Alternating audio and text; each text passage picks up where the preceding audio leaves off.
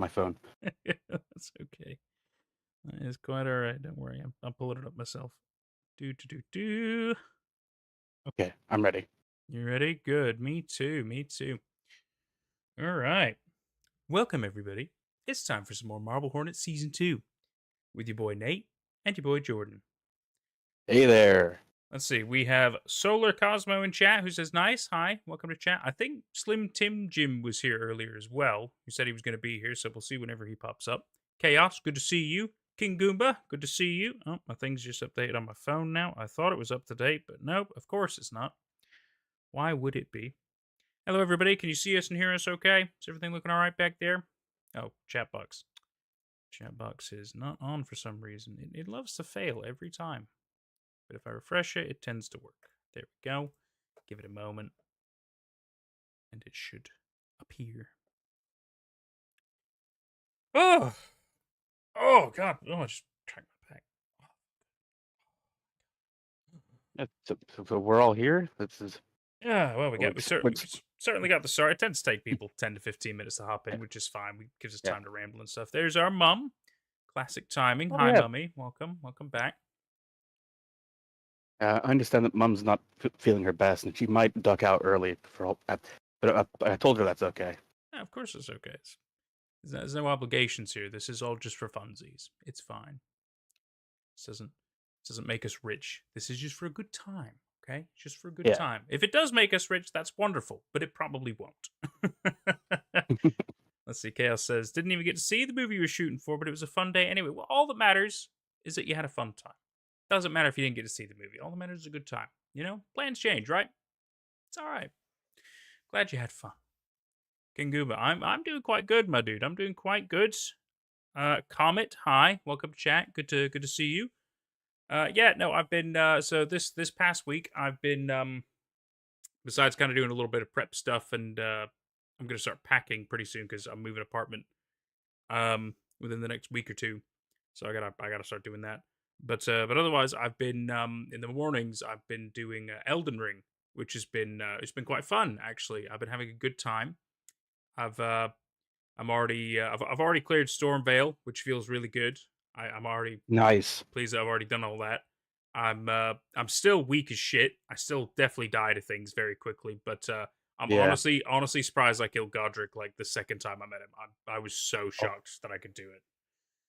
yeah. That's crazy. It was honestly, I was just like I can't. It's because I ended up with a battle art because I'm going for a dex build, and it was a blood thing, and all of a sudden it's like critted on him, and he went down so fast. And I was like, oh my god! I was like, I know what I'm gonna build now. This is amazing. Yeah. But Blood stuff is crazy. That's a blood great stuff thing to is go so for. crazy. Oh my god! Especially with the crits, it's ridiculous. All of it. So that's definitely gonna be my build now. Oh, Kama is very excited for Weird Birds Part 3, as is everybody. As is everybody. I'm sure Jordan's heard plenty of this kind of stuff by now. It's always going to pop up as Weird Birds. It's never going to Yeah. escape me. But that's fine. It's one of the most popular things on my channel, so you have to embrace it. Chaos moving is fun. It's it's the destination, right? It's not about the journey and moving. It's definitely the destination. That's like the one thing. Private the Husky, hi. You have a stomachache. I'm so sorry. I'm so sorry to hear that. That not always fun. Not always fun. I'm sure you'll be fine though. I have a funny feeling. Ginger. Have some ginger. Very good for you. Ginger ale, ginger beer, peppermint. Mint is also good. Turmeric, I think, is another one. There's a couple of different remedies that'll help. Those are some of the classics. Just letting you know. Comet says, "Can't wait to get nightmares from weird birds." Yeah, yep. I'm sure. I'm sure you might. Sure you might, depending on your age. For sure. For sure. King Goomba says ginger tea. Yeah, ginger tea is a good call. Good call. That or peppermint. Always good for stomachs. Okay, says probably negatively biased as you had to pack and carry everything that wasn't furniture yourself a couple of blocks. A couple of blocks. That sucks. A couple of that's I wouldn't want to carry stuff for a couple of blocks. I remember funnily enough, one of the I'll tell you, I'll switch this to chat time. Let me it's a bit more cozy in here. Here we go. I remember back in the states when I was moving and we were moving into our apartment, me and my guy roommates at the time, and our buddy who was conveniently in the same apartment complex was moving out, And he decided he was taking like his appliances and stuff with him. And so we had to help him take like a dishwasher and fridge and stuff down all these stairs, and that was a nightmare. I hated that. That was a pain. Like somebody could have absolutely been injured. That was terrible. So don't envy certain parts of moving, that's for sure. Mr. Redhead said, "Hey guys." All right, so let's do a little catch up about Marble Hornets. Because Okay. I get the feeling quite a lot of people will probably be up to date, but there's also some people who might be missing a couple of blanks, and we need to catch you up. So, Okay. Marble Hornets, 5 minutes. Jordan, do you think you can handle it? I'll do my best. I mean, if it takes you a little longer, that's fine. You got this. I'm gonna get a Right. drink. So, okay, I'll do my best while you're You gone. got this. You got this. You go. I'll wait for you to. Okay, good. He's gone. Okay, let's have a party. No. Okay. So. Oh Christ. I was prepared to recap season 2, but okay. So the premise of Marble Hornets is. I'll get started. Once I get started, this will get easier to recap. So in 2006, there was a college student named Alex Crayley. He was a film student. He likes films. He likes making films. He wanted to make a film with his friends. He titled it Marble Hornets. And he began filming it, but over the course of shooting, he grew strangely paranoid, and he began filming himself at home all the time. He would film everything that wasn't Marble Hornets. And one thing led to another, and he decided to stop filming. So he gave the tapes to his friend Jay. Well, he was going to burn the tapes, but Jay convinced him to give him the tapes instead. 3 years pass. In 2009, Jay rediscovers that he's got these tapes, and he begins looking through them. And he notices strange things, so he starts uploading the important tapes to YouTube under the title Marble Hornets. And in looking through these tapes, he finds that Alex had been filming himself a lot. He'd been growing paranoid, he'd been growing agitated. And there was a strange man, a tall man in a business suit, who had been appearing in the background of shots, and more frequently, and was connected with video distortion and strange glitches. But ultimately, the tapes were a bit of a mystery. It didn't really explain that much. So Jay began doing his own investigations in the present day, where he would look into actors who had been on the set of Marble Hornets. He met with Tim, one of the main actors, and he got some wishy-washy, vague answers from Tim, but mostly confirming that Alex was behaving strangely. And he also found the house of another actor named Brian. And in that house, it was completely abandoned. Something had clearly gone on. There's a bullet casing, and there's blood. But he didn't find much until he found a man in a mask who was extremely hostile to him and nonverbal. And then, when Jay made his escape from that, he found that he was growing increasingly paranoid and agitated as well. He was starting to film himself, and he would show that on the channel. And it was likely that the man in the suit was becoming involved with him somehow. And eventually, Jay's house burns down. Well, his apartment burns down. He goes on the run. He starts just living in hotels.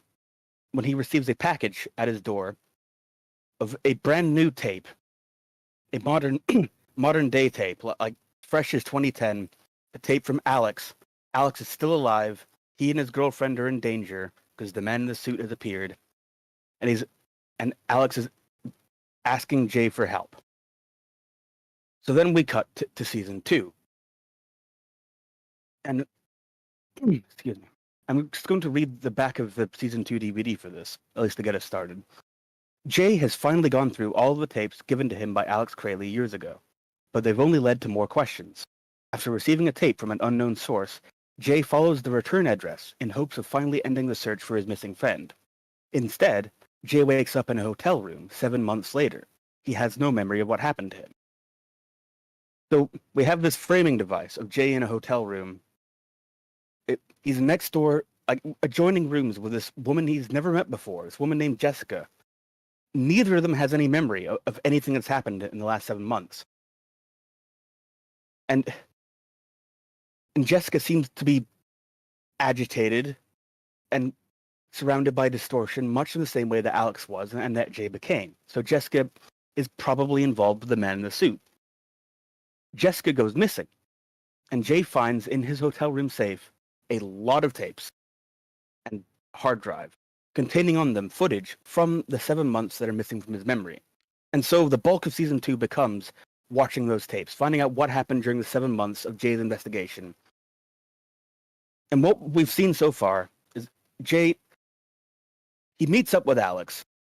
Like, the details, you'll have to watch the videos for the details. Like, I'm not going to tell you everything. But Jay meets up with Alex, and they're ambushed by the man in the mask. But Alex defeats the man in the mask, breaks his leg with a block of cement, and we unmask him. We find out that the man in the mask was Tim, the actor from Marble Hornets. But they don't talk much. In fact, like, they don't talk to Tim. They just leave. And Alex is still, he's still agitated, but he's acting really shady now. He's kind of stringing Jay along. He's saying, like, "Oh, you got to meet up with me in, like, at the forest." They're like, I'll call you. Don't call me. I'll call you when we're doing this." And so Jay spends some time living in his car, just kind of waiting around for Alex to call. That's it. What am I forgetting here? And meanwhile, we also see on these tapes there's another mysterious man. There's a man in a hood now, who is taping Jay himself. God, I hadn't even mentioned To the Ark. God. But, like, this is where To the Ark becomes important, I guess. But so, alongside the Marble Hornets YouTube channel, there's another YouTube channel titled To the Ark. To the Ark. It posts video responses to Marble Hornets, and they're mostly, like, really cryptic, just, like, strange, garbled code, and some very freaky noises. It doesn't seem that clear, although To the Ark also shows video footage that's often relevant to Jay. It'll show that somebody's been filming Jay, somebody's been following him. Even back in 2006, there's footage of Jay from 2006 being filmed from afar. And, like, long story short, To the Ark is this man in the hood that we're now seeing in season 2. There's somebody who is still filming Jay, and he's still posting videos alongside. He's trying to have something like a cryptic dialogue with Jay. Like, there's many ways to look at it, but I'm trying to keep this simple for the recap. So yeah, like, you're going to see videos of Marble Hornets. You're going to see the main story, but you're also going to see often pretty short, strange videos they're responses. They're To the Ark having a video response, like a response in video format. They're going to be baffling. They're going to be cryptic. We're going to talk about them. But then, okay, so just to wrap up the plot recap. So, like, Alex is stringing Jay along, and there's some tapes that are from further ahead than we've been that we don't have much context for yet. The tapes of Alex behaving even stranger, like leading Jay into the middle of the woods and telling him really strange, creepy stories. It's very unsettling without context. But so the last we saw, well, we know that there's a big park called Rosswood with many very shrouded nature trails. And in that park is the man in the business suit. He is often seen there. Jay has gotten lost in that park. He's seen the man in the suit. And God, what the hell's my phone doing now? Go away. Stop it. I don't care. Don't sign on my TV. God, I'm starting to think the important stuff here, because, like, a lot of details happen, but it kind of amounts to. That's okay. So, I think you've done a really good job. You're okay. So ultimately, Alex is trying to get Jay to help him look into what happened to Alex's girlfriend, who has gone missing. And that's been the focus of their investigation. They haven't gotten much out of that, but we have found out that his girlfriend, Amy's roommate was named Jessica, which was the same name as that woman we saw in the hotel 7 months later. But the last we saw, We saw some footage from Alex himself. Jay, in the present day, has footage from Alex. It was on the hard drive that he's got. Like, the tapes are all Jay. The hard drive is Alex. And so we don't know how he got that footage. We don't know how Jay got that footage. That's a mystery for later. But on that footage, we've seen Alex by himself, without Jay around, just kind of chill out, or like, chill out's the wrong word, kind of hang around the woods, the middle of the woods, just kind of looking for the man in the suit. And last we saw, he walked up to the man in the suit, and then the video just stopped. And like that's basically it. We've got Jay. The narrative. Forget about the timeline stuff. The narrative right now is we're in this 7-month period in 2010. I think, yeah, 2010. We're in this area of, like, it's not stated, but it's an area of Alabama called Rosswood, and it's like a town, but there's a big park in there, and we're mainly following Jay as he wants to do some investigation, but he's being strung along by Alex. That's interspersed with footage of what Alex is up to, which Jay doesn't know at the time, but we do know now. But we're seeing what Alex is up to at the time, and we're also getting more video responses from To The Ark. And the next video we're going to watch is a To The Ark video. Anyway, that's my attempt at a recap. That was quite good. I thought you did a great job. Thank you. I think you mentioned specifically the end video that we did, the entry where Alex 43. went, where Alex went into the woods. I think it's an excellent cliffhanger point, especially because it's so random, right? Because throughout all the videos that you've seen him playing of the tapes that he's got from the safe and everything, and it's always been, bits and pieces of what's happened to him during the 7-month period. And then, he starts doing some of the stuff on the hard drive, which is obviously where we start getting the Alex material. But it's strange, right? Because yet again, it doesn't look like Alex is doing something random. It feels very deliberate. Yeah. And that's interesting. Because it'd be one thing if he's just wandering trails in the woods and then the dude appears and then the stuff happens. But that's not the case. He goes to a specific area. He has to, maybe not crawl, but he has to go under, like, it's, weird branches and stuff to enter a different part of the woods. He knows exactly where he's going. Yeah. Why? Right? It makes you think why. Yeah. No, also, I guess I may as well also mention, like, the running theme from To The Ark. Well, the main running theme has been he's talking to Jay, but the main running theme in season 2, To The Ark, is angry at Alex. He keeps calling Alex a liar. He's called Alex broken, cannot be fixed.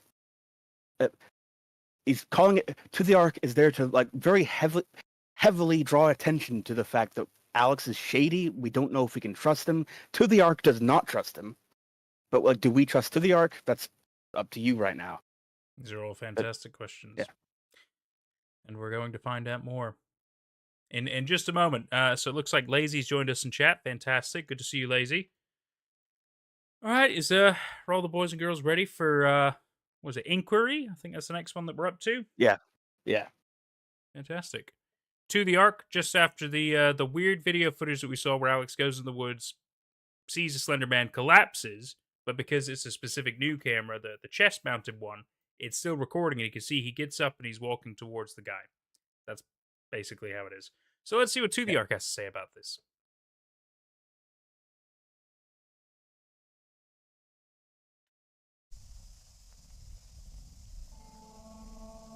Look at you.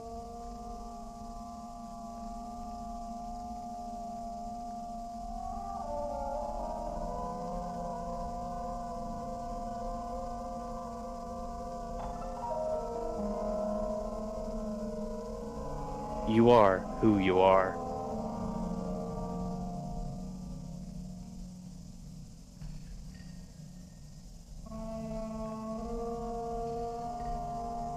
You are you.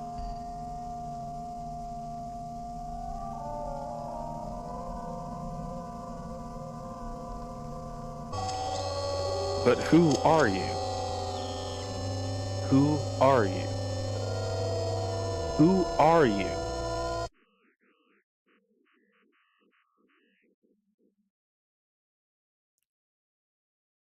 Yeah. Sounded like a, I don't know, it might just be like from a movie or something. There was like a little noise in the background there at the end, but I don't know if that had anything to do with it. Probably doesn't. A whole lot of it's exactly what it sounds like. Who are you? Right? They're Yeah, and asking it a shows specific it, question. and it shows various photos of like I guess you could say the main cast of the original Marble Hornets film. Well, we see like there's photos of Alex, there's photos of Tim, and there's photos of Brian. Okay. And I'm wondering if that the noise at the end was a spectrograph, which might like I might look this up. I also know that the end showed us a lot of zeros, and underneath those zeros there was some video footage. It was very faint. Hmm. But, I just but I Oh, that it the looks video like it's taken from inside a house, maybe. Like looking out a that video window. like that video footage can't be identified right now, but it will. Uh, and I don't want to just say right now what it is, but it is. I'll just say like it's. I'll just say like it. We're seeing from outside. We're seeing the setting of the next few entries. Like when this first came out, people weren't sure what we were seeing there. But then after a few entries, we realized like, oh, that's actually like this place we're watching here. So this is like foreshadowing that. Well, I guess To the Art continues to prove they are indeed a prophet. Yeah, and they're involved. Like they were involved in the set of the original Marble Hornets in 2006, and they're also involved in the 7 months of 2010. It's Brian, isn't it? God damn it, Brian. I mean, I'm sure there's other people who worked on the movie, but that's the only other name that really comes to mind right now. So, damn it, Brian. All right, let's what's the next one? Oh, It's entry spe- uh, 44. spe- Oh, sorry. Yeah. hang on. So I mentioned like at the end of that video was a spectrograph, and and in case you don't know, like a spectrograph, it sounds like noise, but when you put it through a spectrograph tool, it's basically a way of hiding an image inside of audio. So if you look at it through the spectrograph tool, you'll see an image, Mm. and uh, this particular image, it's text. It's do I help or do I kill? So there you go. Ooh. Not cryptic, just a weird way to find a hidden message. But Yeah, very creative and clever. You have to give him that. I interpret it as like it's to the arc also wondering who he is. Like who am I? Like what is my goal here? Like what am I doing the right thing or because like the whole focus of that video is like who are you? Like it's questioning it. It's almost like soul searching or calling for soul searching, and that spectrograph reveals that to the arc is also doing some soul searching. Mm-hmm. That's how I interpret it. No, I completely agree. Makes a lot of sense to me. They don't know what side Okay. they're on, you know? Yeah. Entry 44.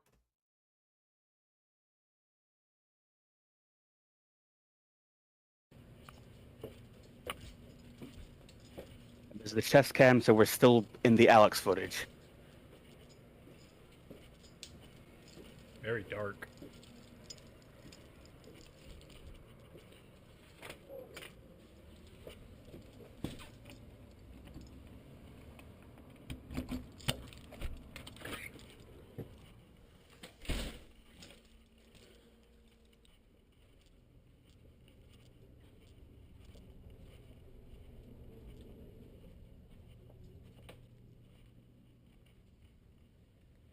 Hey, Jessica, it's Alex.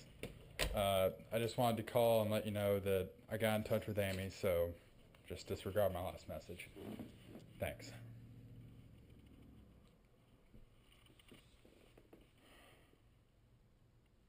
Cool bracelets, bro.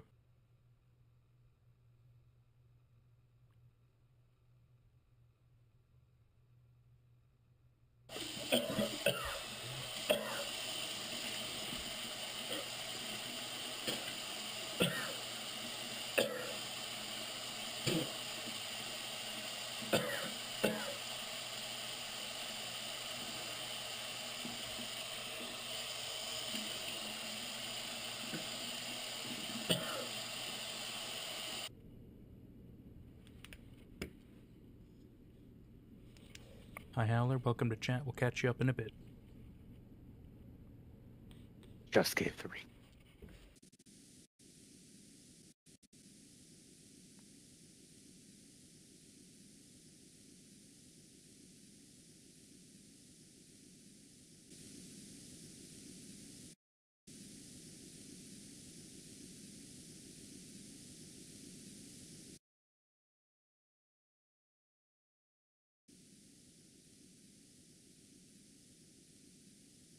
So good at drawing.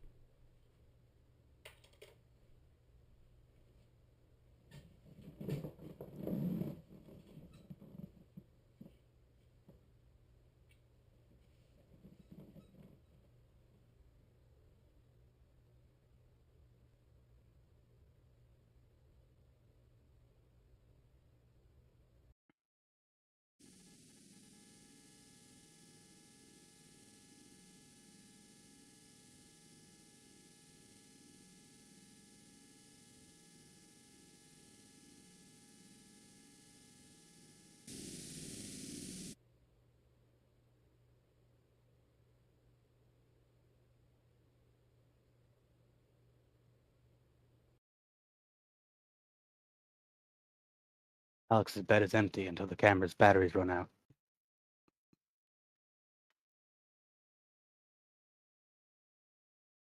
I've looked back through the footage and found absolutely no evidence that Alex got in touch with Amy.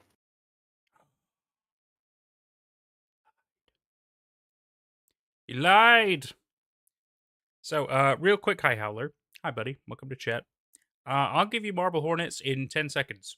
This is one of the earliest analog horrors ever on the YouTube platform, and it's specifically about Slenderman. Boom. Yeah. Yeah, that's pretty much it. There's a lot more to that, but yet again, it requires a lot of watching, and we have previous streams covering a lot of it. Because otherwise, we'll discuss it all the time, and it'll just we'll never get any watching done. So we're 40 something entries in so far. There's a lot of story going on. There's also extra characters in play. If you have any other questions, it's okay to ask. Don't worry, we'll help you where we can.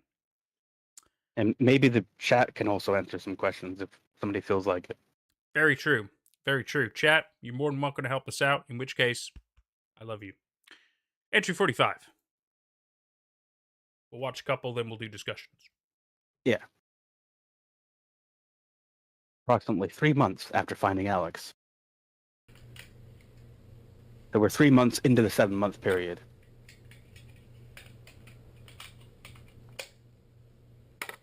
And we're still watching Alex. Hot.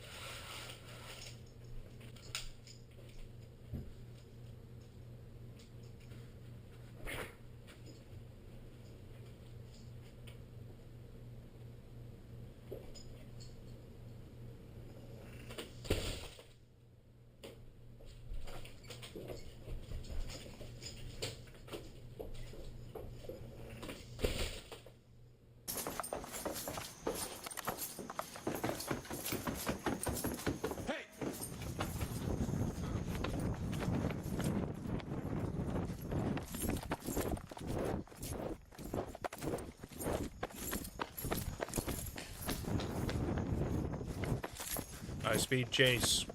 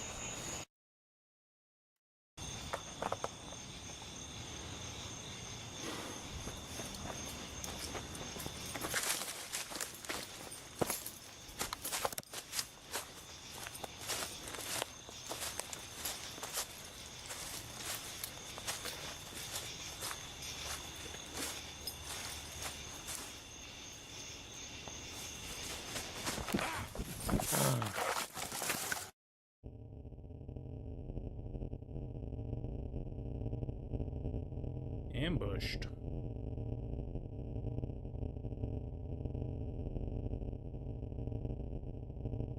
Huh.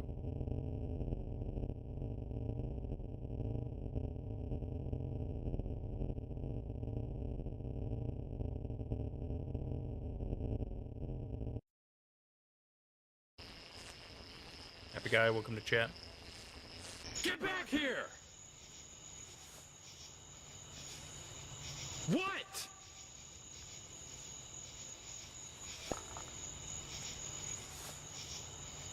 The next time I see you, I'll kill you! Thoughts? I think it's a decent pause point for discussion. Sure. So Sure. first off, Lazy and Chaos, I love you. Thank you for your help.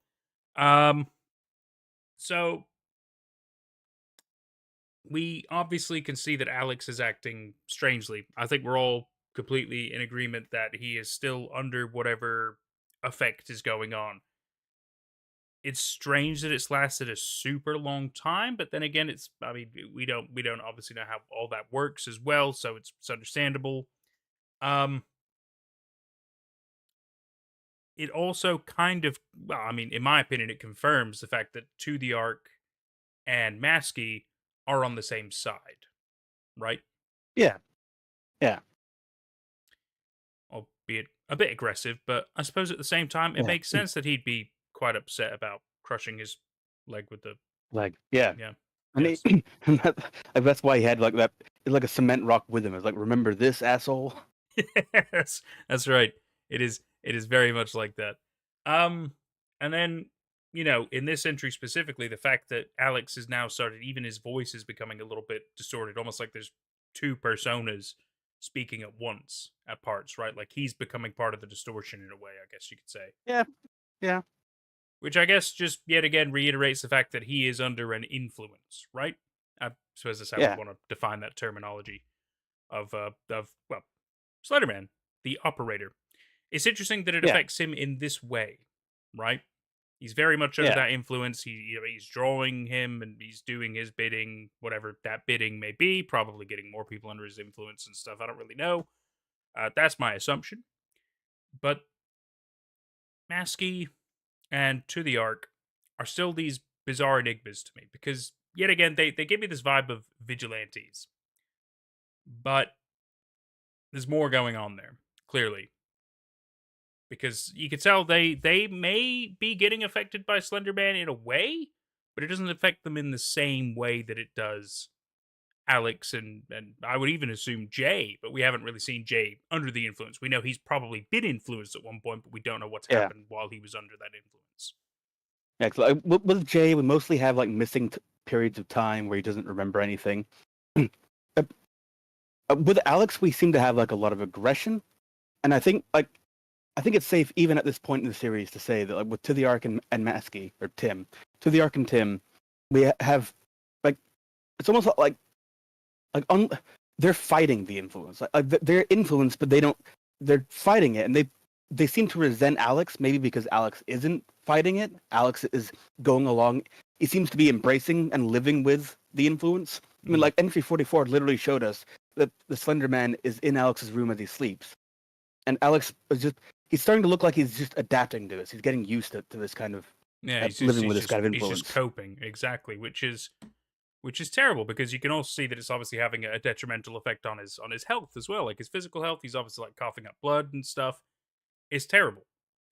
But you're right. It's almost like he's not really Alex anymore. Clearly, he's come so far into this influence, he's basically lost who he is as a person.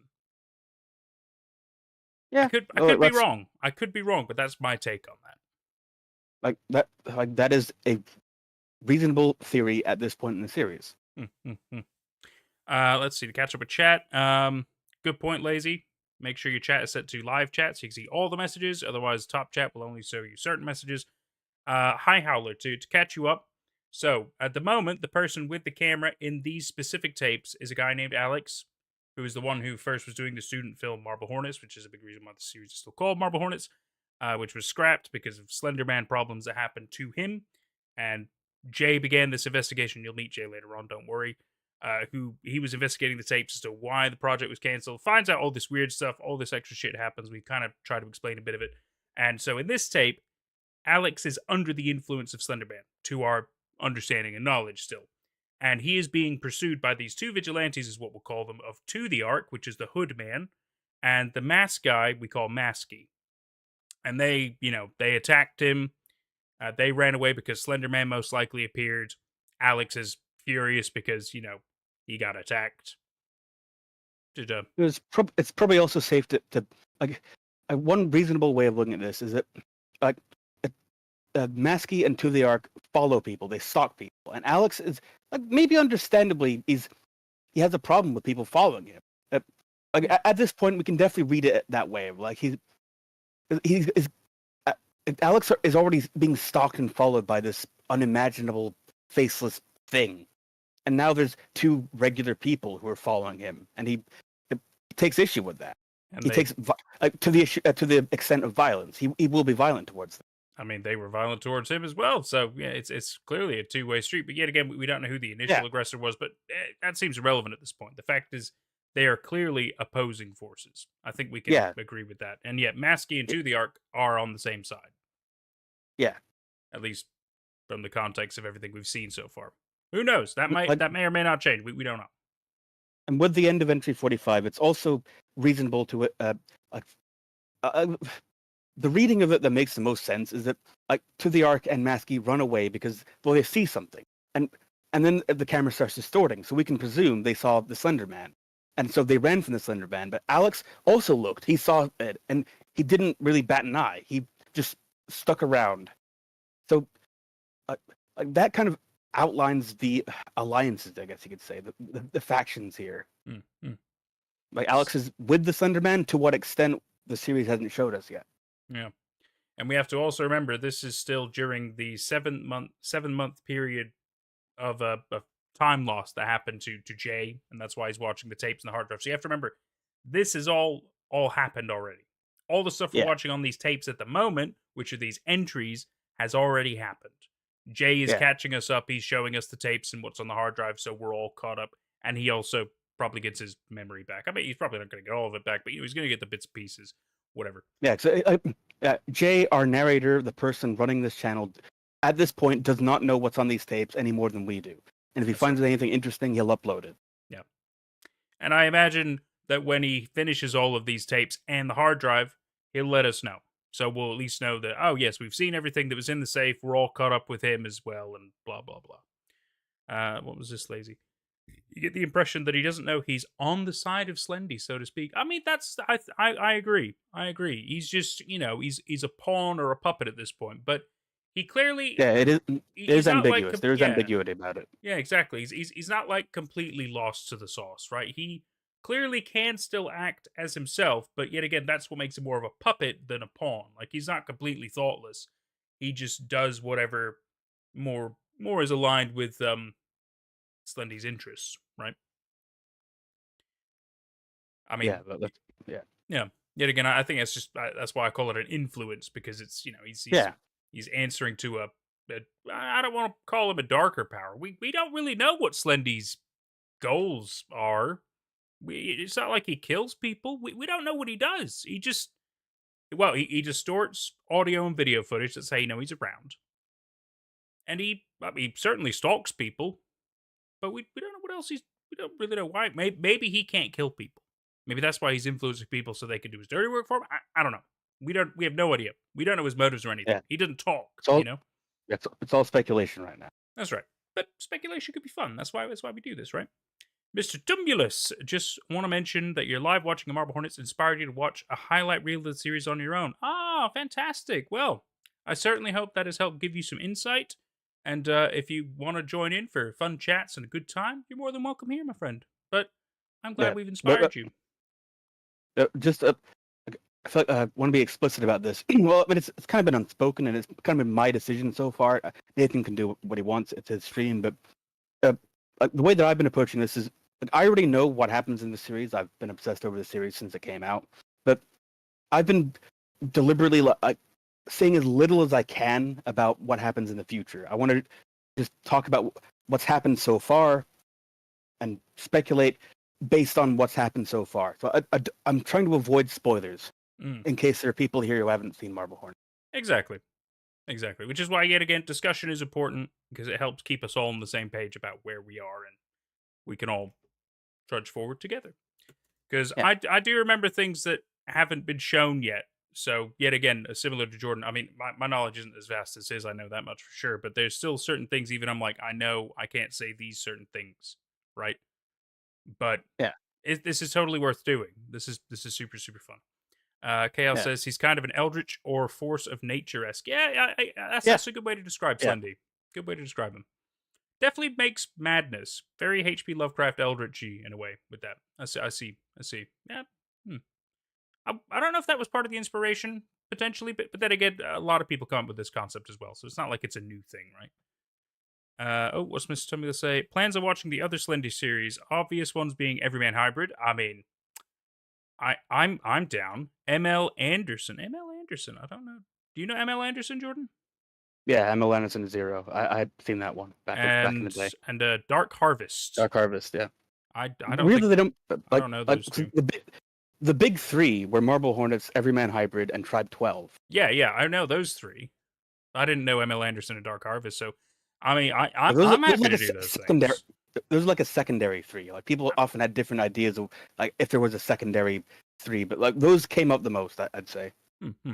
And then he also says, highly recommend as a sleeper hit being Keratin Garden. Don't know that one either. I'll make some. I've heard that name.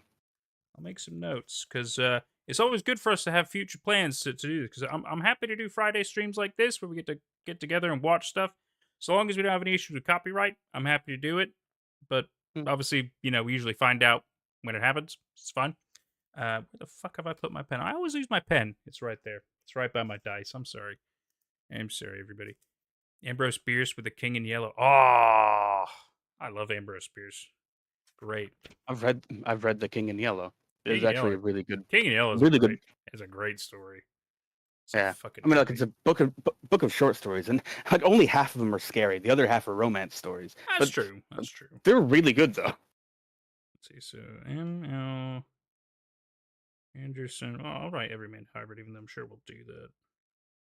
But luckily, with these older ones, like they don't tend to come after people because we're still kind of helping spread the word.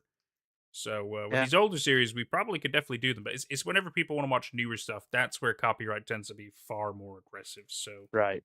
Yeah. With these ones, though, I would so be down to do watchings and discussion streams with these. This would be cool. Dark Harvest. And then you said Keratin Garden.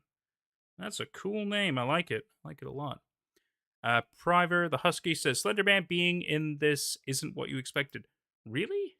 Do you not know? Do you not know Marble Hornets? This was the Slenderman series. This was the first Slenderman video series, and it was made. He's even in the thumbnail.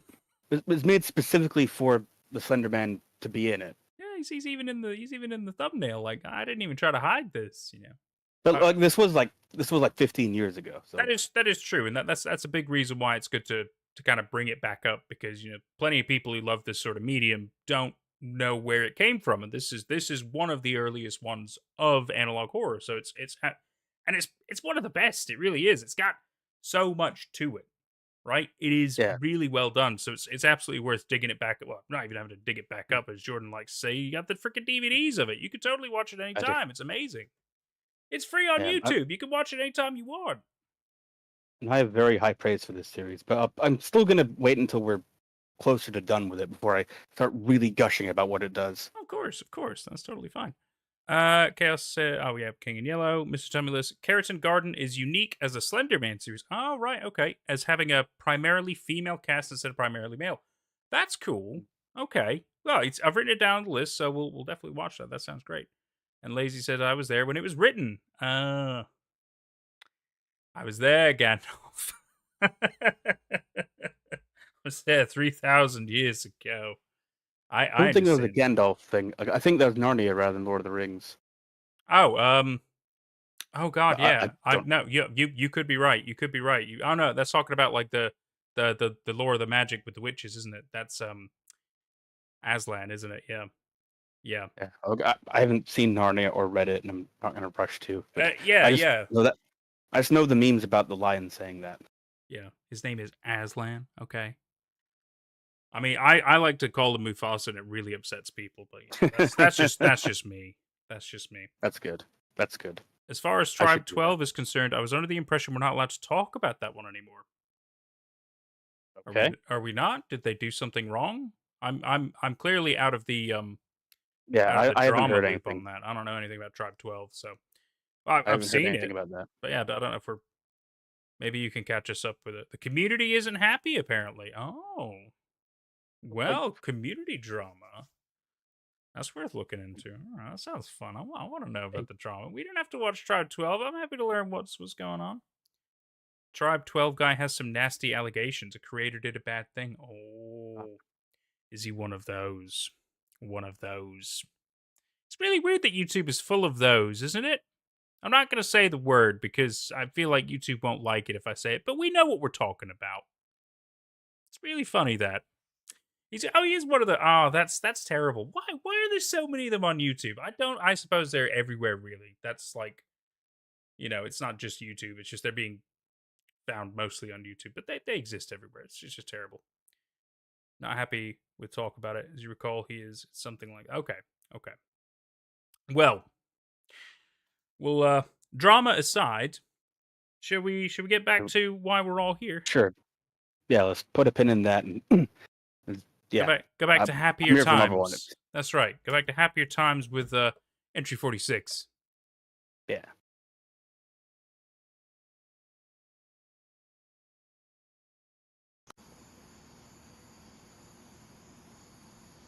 So we're back to the camcorder. So this is Jay.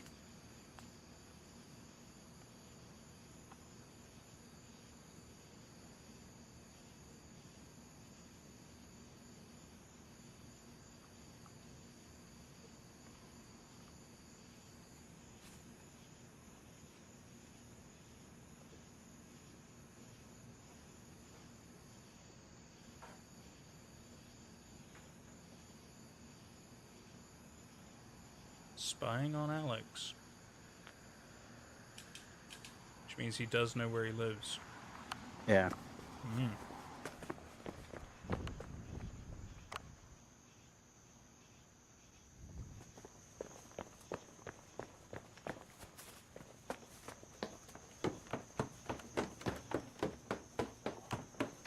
Is he gonna break it? Do it.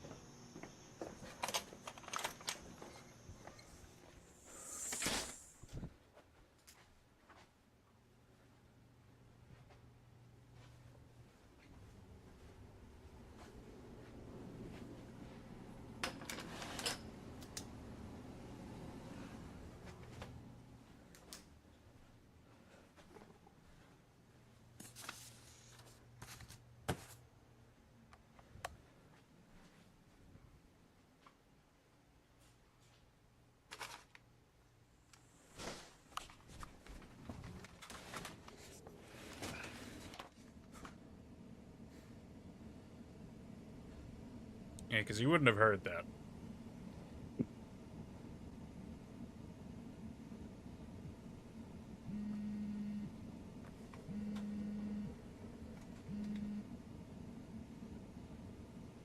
Jay, whenever you decide to look at your phone, call me back.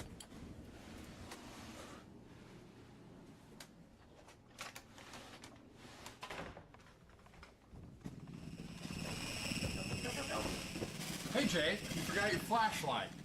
What are you doing here? What is this? Just shut up. Turn on the flashlight. Look out your window.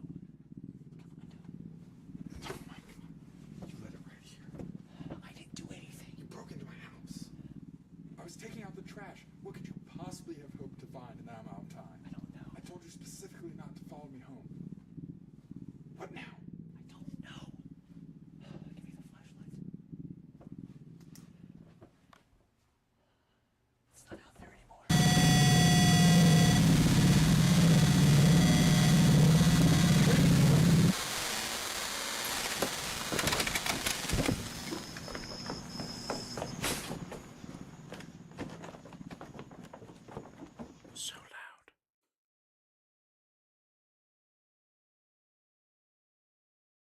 Alex had plenty of time to follow me, but didn't.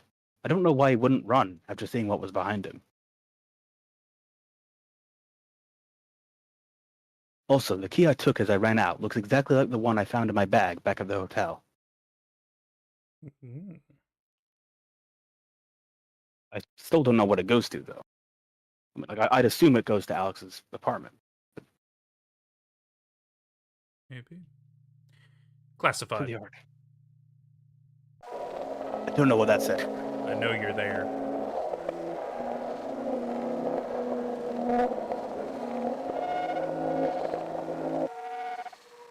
Saw it.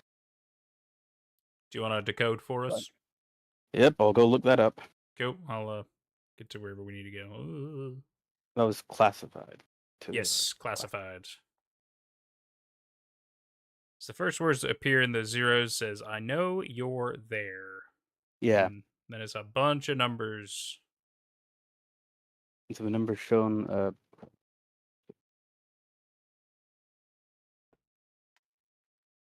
Alphanumerically, the first line is the twins. Okay, so basically, okay, decoding it all, the twins. Do you know what he did? To this day, I still don't know what the twins means. I have some guesses, but I think it's a case of To the Ark being poetic. The twins. Yeah, and do you know what he did?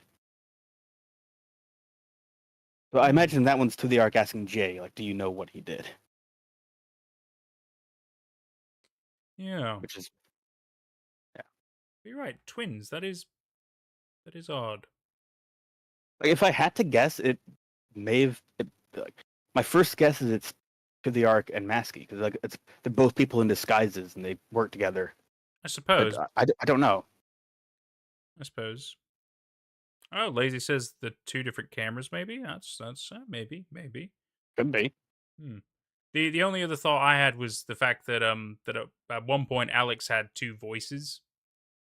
It's the only other one I've got. So it's hard to say, right? It could be taken a number of ways. I'm sure. Yeah. Although, like, I love the line, "Do you know what he did?" And also, like, I kind of read it as like, "Do you know what he did?" leads into "I saw it." So it's like, "I saw what he did. Do you know what he did?" Mm. But I like what that does narratively here because it's starting to it's sowing the seeds of some foreshadowing. It's saying like To the Ark knows of something that happened later on in the 7 months. Jay is still working his way through it, and so it's To the Ark is like starting to build something up. Like we're going to see some revelation here, and we should be starting to get the budding of excitement or anxiety. Unless Alex and Jay are the twins. Maybe. Because they're both going through a similar thing, right? Even though obviously Alex is further along in that process. But Jay's also clearly going through this as well. He's also kind of being pursued by Slenderman. And in a way, I suppose. Maybe not quite the same. I don't know. Maybe Jay and To the Ark are the twins. Maybe To the Ark is trying to say, like, you and I are twins, Jay. Maybe. Could be many things. Like, It To the could Ark be. is cryptic and vague, and I love that about him. Yep, quite right. Entry 47. 47, yeah. Change my quality. 720p. About an hour after leaving Alex's apartment. Oh. Yep.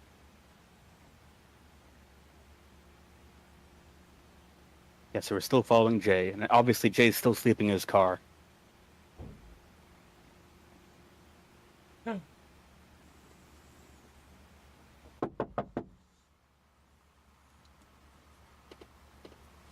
You cannot be comfortable sleeping on your wheel.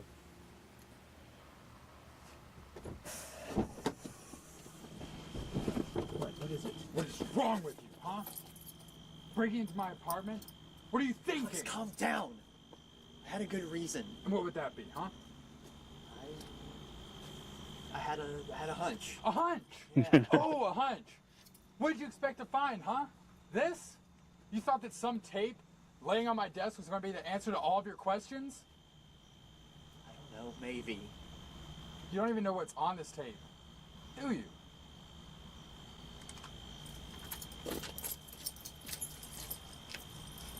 Why don't you show him, Alex?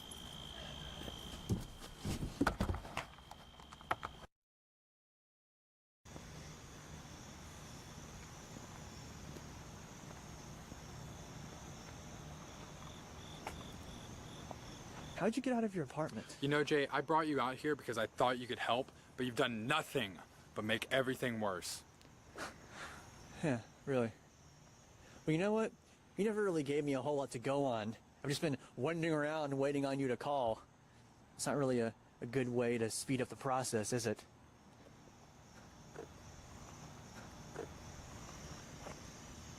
I thought I was supposed to have come out here to help you find Amy, but the way you've been acting recently, I'm thinking the exact opposite. You listen to me. Get off me. Listen right now. It's a little difficult to try to find someone when you have psychopaths wearing masks tracking you down and people are breaking into your apartments.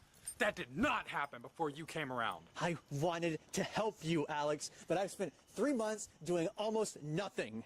That is your fault, not mine. How am I supposed to trust you to do anything when you're pulling stunts like this? And I have still done so much more than you have, Alex. Oh, you think you're making such a huge difference? Yeah, I do. Well, you can do it by yourself. Because I'm done helping you. Good. Great. Maybe now I can do something besides waiting on you constantly.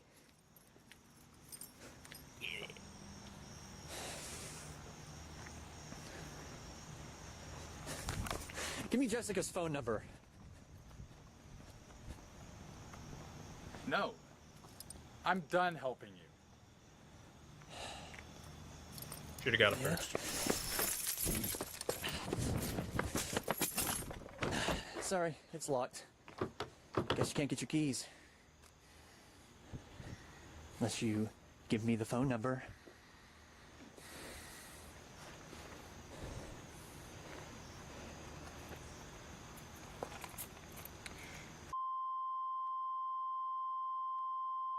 One 1102.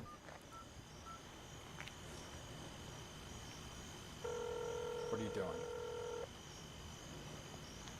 Making sure you gave me the right number. Not just gonna take that and leave. Not that stupid.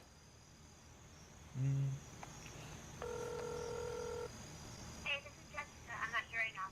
Leave me a message. All right. Move.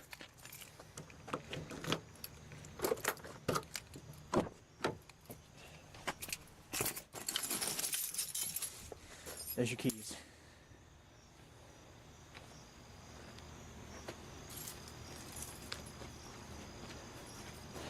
Might want to keep those in your pocket from now on. God. Kick him in when you got him down.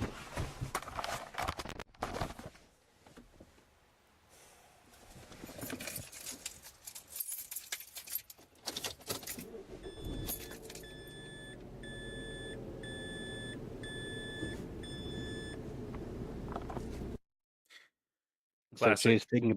Jay's taking a bit more agency now. Alex never told me how he got out of his apartment.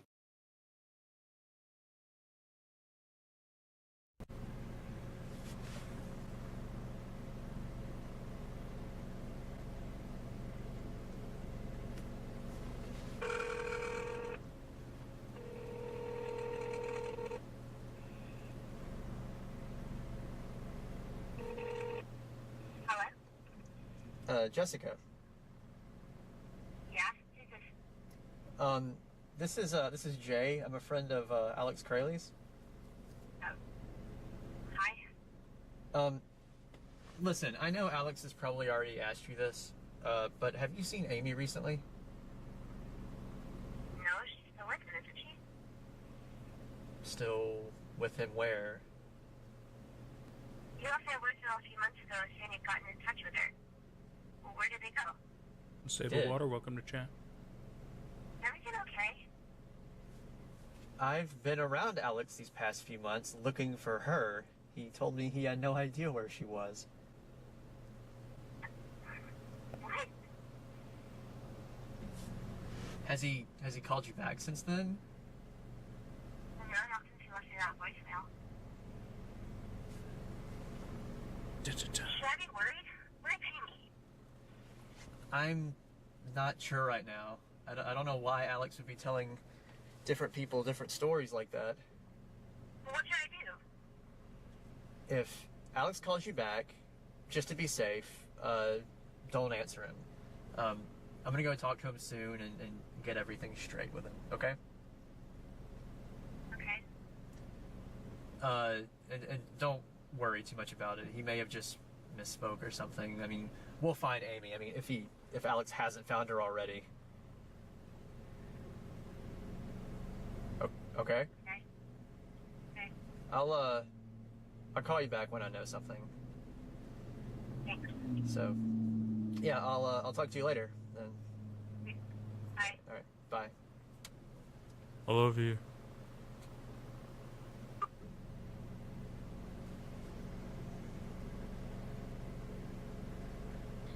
Ellie, welcome back.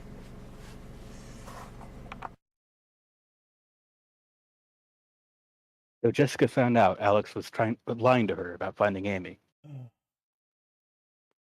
It sounds like I was trying to reassure her on the phone, even though I probably didn't plan to talk to Alex ever again after the previous night. In hindsight, I never should have called her. It's not your fault, bro. So we could stop for a short bit, 'cause 48 and 49 are a good pair of episodes. We should watch those two back to back. Okay. But they're like a unit. All right. That gives us a bit of time to talk and discuss and interact with chat. We'll switch to chat time. And I can answer Lazy's question right now. Amy was Jessica's roommate, probably also friends. Like they were roommates and they got along together. I imagine, but clearly Jessica cares about Amy. Mm-hmm. But Amy Amy was Alex's girlfriend, Jessica's roommate. And if you remember from before all the 7-month tapes, Jessica was the connecting door neighbor in the motel where Jay was. In the present day, like it's not really present anymore, but it's after the 7 months. Maybe we should draw a timeline at one point. Maybe, although like it's fine. I mean, you and I understand. It's just keeping everybody else up as well. It's like in the long run, the timeline isn't that confusing. Like once we're done with season 2, and when we're in season 3, recapping season 2 is gonna be really easy. But you just there is a simple story here, but it's not being told in a simple way. Although season 3 will be a bit more complicated, but it's still not going to be a timeline kind of thing. Yeah, but like we can. I don't know. Maybe I'll do a simple infographic kind of a thing so we can refer to it, and I can add on to it as we go. I might type it because as I've learned over the years, I can write quite well, but if I try to kind of speed hand it, I'm the only one who can read it. It becomes like a doctor's note. So yeah, I'll see about working on that. That's fair. I mean, not right now, obviously, but for next time, just try to get us caught up with season 2. Great joke, Ellie. Oh my god, they were roommates. Oh no way, they were roommates. Amazing. Oh, so heterosexual.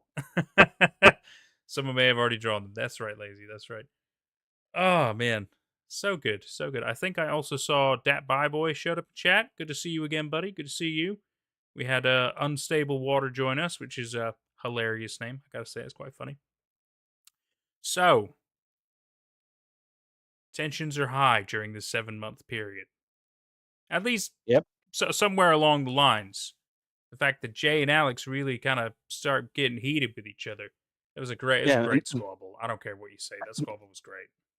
And the thing is, like, from what we know, like during the 7-month period, Jay wasn't in contact with To the Ark. To the Ark hadn't been posting the video responses, so Jay got annoyed with Alex of his own accord.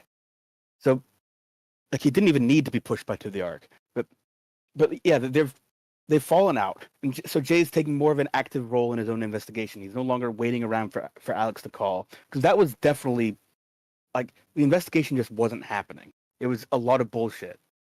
But yeah, so, Jay wants to search for Amy on his own and search for any other answers. But I think like the main thing is search for Amy, because that's somebody who's in danger, actively in danger. At least Jay's trying, whereas we know Alex is not. Yeah.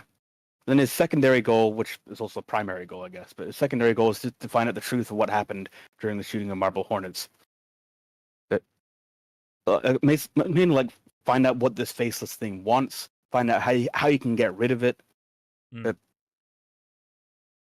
Yeah, because it's also great that they refer to him as the operator. You know, they never call him Slenderman, even though he is the Slenderman. Yeah, Oh, the thing, like, they never verbally call him operator. Alex writes operator on one of those pieces of paper, and To the Ark does make a lot of references to an operator. But yeah, the official name of the Slenderman in this series is the operator, because it's technically a distinct entity. That's for copyright reasons, because the Slenderman is actually copyrighted, or I think it's trademarked. Yeah, But, it's understandable. and I like the operator as a name because it just raises questions. Like, it kind of gives you these impressions of what it might do. It just operates, whatever that means. What is he operating? What is he doing? What are his goals? Who knows? I sure as shit don't know. But so this is very exciting. So now Jay in this timeline has made contact with Jessica. This is his first. That was his first actual contact with her, Yeah. which is interesting. The roommate of Amy who has gone missing. But it's true, isn't it? The fact that you have to go back, right, to think about when we saw Alex on the tape ages ago, back at the end of season 1, and we see Yeah. that he's living his happy life with his partner Amy, and they're having a good little time, and the Slenderman happens and stuff.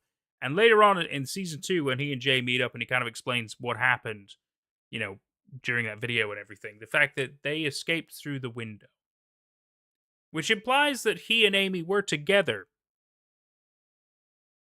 But he never mentions where he lost her. No, because he says that, like, he lost his memory of what happened after that. So the only thing he remembers is on that tape, which is Entry 26. Yeah. Which is weird. I forget, did they drop the camera, like, when they were shooting? I think Amy had the camera at the time, didn't she? And then she saw the stuff. I wonder if she dropped it maybe and they were escaping, and that's why they couldn't have any footage. It's possible, but, like, we just... the last one we see of her is Alex. Well, she's at the window, and Alex tells her, "Go out the window. I'll be right behind you." And then it cuts to a red screen, which, like, it's possible to kind of, like, mess with the lighting on the mess with the image, the colors and stuff on that red image to see that it's actually a piece of paper being held up to the camera, which says "help." So Alex wrote a message. So Alex still had control of the camera after that. He had control enough to have a help message on it. But anything beyond that, he's not saying, and we don't know. Can we speculate? Can we deduce the fact that before that tape, Alex had never been influenced by Slenderman? I mean, you're certainly free to speculate. You can also speculate that he's been influenced even during the 2006 days. Although it's definitely ambiguous. We don't have enough information right now. Very true. Very true. Because, clearly he does all these active measures to not bring him around anymore, right? That's the only reason why I think maybe he was influenced at one point and he's learned the dangers of it, and that's how he figured out how to avoid, bringing contact again and keeping him and even his partner safe in that moment of time. Maybe. No, it's the finding of the camera that he recognizes that's bad. And I also want to bring up at the end of Entry 47, Jay, the present day narrator Jay, says, "In hindsight, I never should have called her." And that's very curious. Like, that actually implies a lot. Because like, in terms of, like, what, like, Alex did lie to her. He said, like, "Oh, I found Amy, you don't have to worry about it." But we kind of realized with this, like, what that did was Alex basically just, he kept her away from all this. And Jay told her that, "Oh, no, that was a lie. Like, actually, there's still stuff going on." And we don't know what happened in between, but we know that, like, 4 months later, Jessica's in this hotel with Jay, and they're being pursued. So, like, Jay got her involved. Yeah. Like, Alex is very aware of some sort of a dynamic, and it may involve the camera. It may involve being caught on camera. That may even be why he wasn't more angry with Jay during their argument, because he realized, "You're holding a camera. I'm being filmed right now." Like, there's an extra dynamic going on here. Like, the camera does something. It brings more to the dynamics than are spoken, I guess. I wonder if the reasoning for the distortion is because maybe he's able to, like, utilize a level of its power, right? Kind of like the similar with, like, the supernatural, paranormal, and stuff like that. How with your devices you can you get all kinds of weird interference and shit like that. I wonder if it's something along those kind of lines. Maybe it helps strengthen him or something. I'm not sure exactly. We do know cameras play a vital role for some reason. You're completely Well, right. I know, like I interpret the distortion as being, it's like if you were to if you point a camcorder at a TV and you see like You the can see the waves, extra lines and stuff. Yeah, yeah, because it's like it's the because it camera's records looking, it at certain frames per second, so it's yeah, picking it up differently compared to how your eyes perceive it. Yeah, yeah. I mean, technically there's different explanations, but I think this like the spirit of the thing is like the camera's looking at something that a camera's not meant to see, but that eyes are, and so there's distortion with a camera because the camera's not meant to see whatever it's looking at. The Slenderman, it's not meant to see the operator. it's like if you point your camera towards high radioactivity areas, it can do Sure. crazy noises and distortions as well. Yeah, But and I don't that's how I think interpret the distortion. Slendy's radioactive. Just No, no. That'd be it's definitely got like an area of influence of his influence. yeah, like But an area of effect. For That, sure. that falls into like what his actual powers are. Mm. We will get some clarity, but we'll never find out the true answers. But we'll get a lot more information over the course of the series. For sure. There'll be more to work with than speculating. Yeah. It's weird. The more I continue to think about Alex, the more I'm confused. I mean, obviously, I understand what's been happening, right? It's pretty straightforward. It shows you everything, and you can kind of piece together a lot of the stuff. But yeah, when you really start trying to analyze certain things, it does get strange, right? But I don't want to keep throwing too much time into discussions at the moment because we still have more we can watch. Yeah. Where does season 2 end? 52. 52 is the last one of season 2. Yeah, we could do proper big discussions when we get closer to the end, so that's fine. Yeah. Shall we get back to it, boys and girls? Yeah, and I think we'll have a lot to talk about after 49. But 48 sets up 49. So 48 and 49. Sounds Yep. like a plan. Let's do it. To the arc in between. Yep. Oh, perfect. I have this shit memorized because I love these entries. Well, I love 49. I began following Alex after finding out about him lying to Jessica.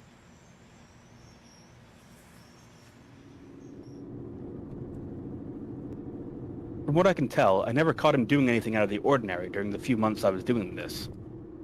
Okay, so it's a few months, so we're jumping ahead in time again. We're entering the last month or so of.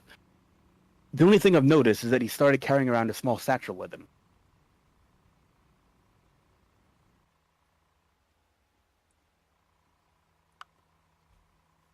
He also went into Rosswood Park on a regular basis, wearing his chest-mounted camera.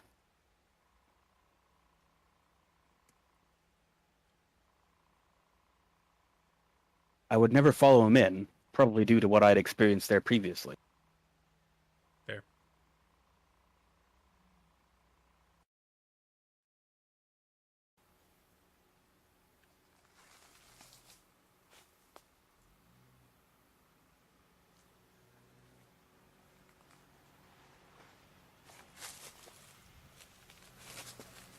But after a few more weeks, I must have decided that there was no other option.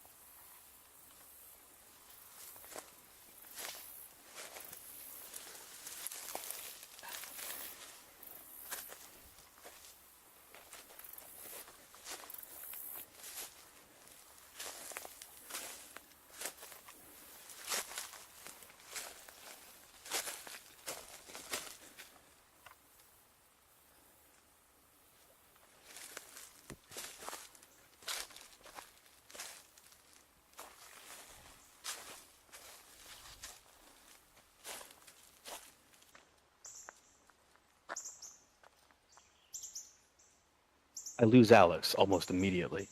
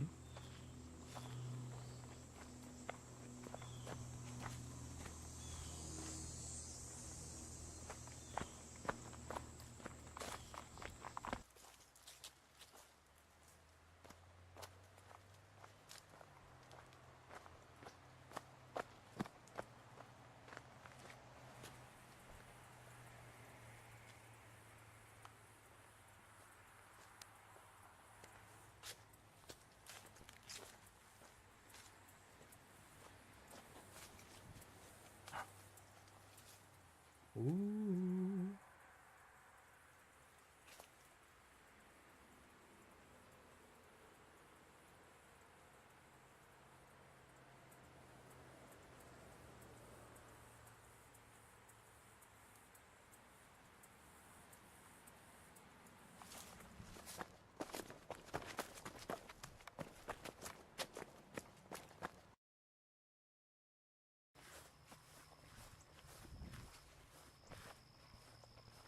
I left Rosswood without trying to approach Alex.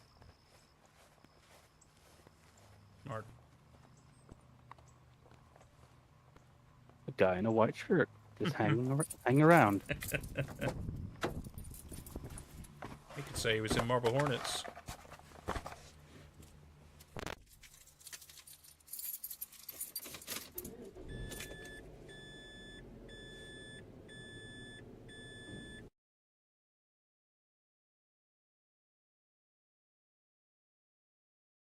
I didn't know it at the time, but the tunnel that Alex was in looks exactly like the one from the no entry video that I found in entry 29.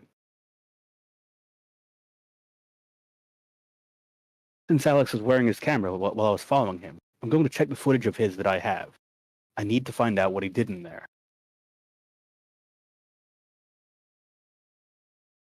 Side note. Be silent.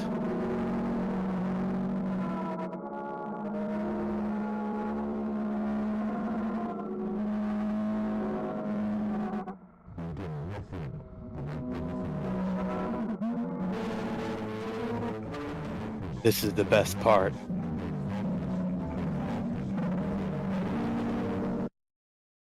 There were no codes in that one. That was just a hype video. A teaser trailer. As matter, welcome to chat. I've gone through all the footage from Alex's camera on the day I followed him into Rosswood. I didn't want to upload it here, but now I feel like I need to in case anything happens to me or the footage.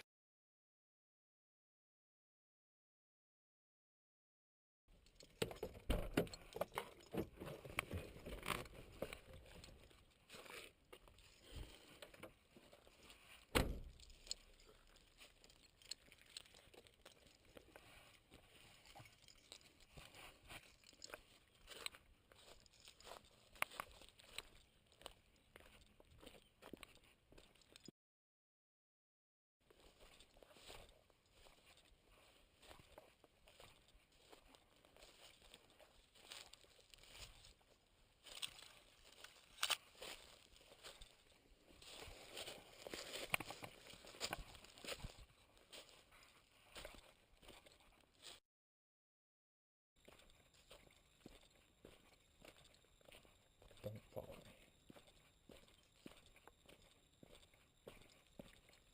Don't follow me. I know you.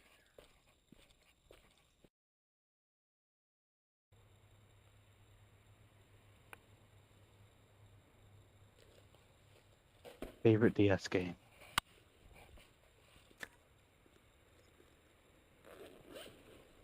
Yeah, hell of a game.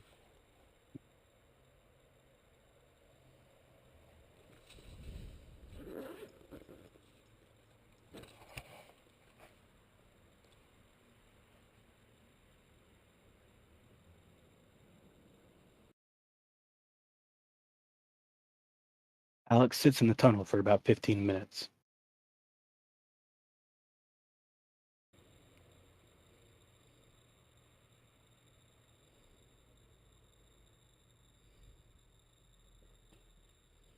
Hey man, you okay? Some help? I told you not to follow me! I don't know what you're talking about, guy.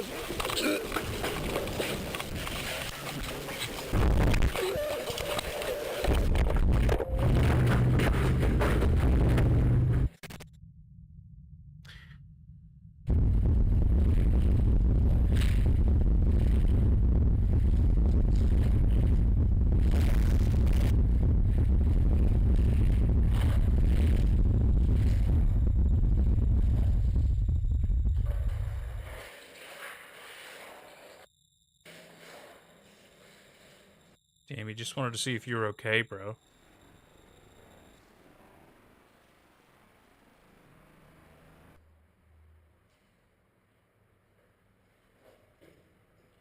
Fine. Thanks for asking. Picturing him saying that as he looks over the dead body.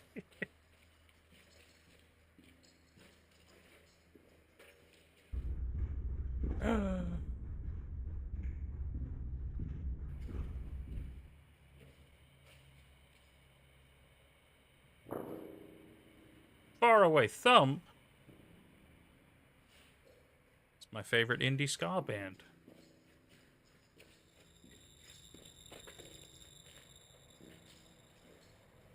Oh no. They always have a conveniently sized rock, don't they? Removed. Alex throws the rock down on the person's head 4 separate times.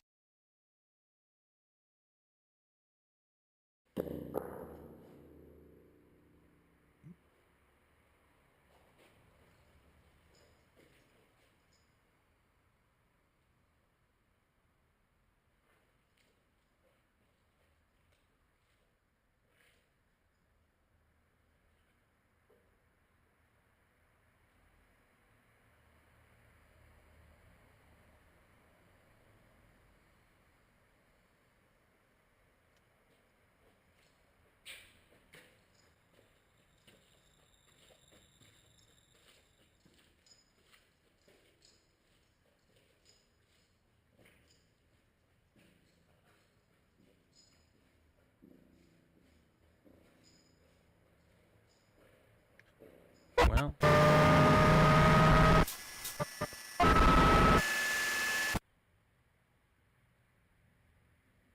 Could have taken the rock with you.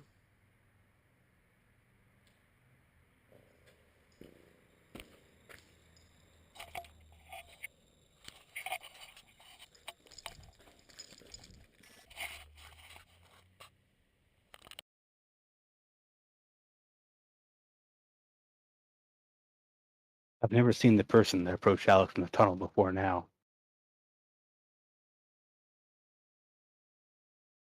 I'm not even sure if Alex knew who it was.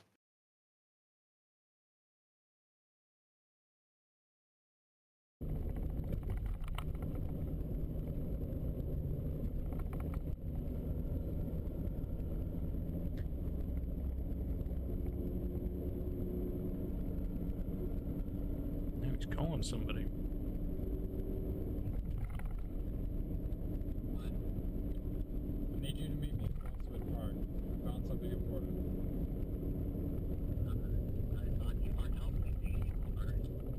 Look, it helps both of us. It's important. It's about Amy.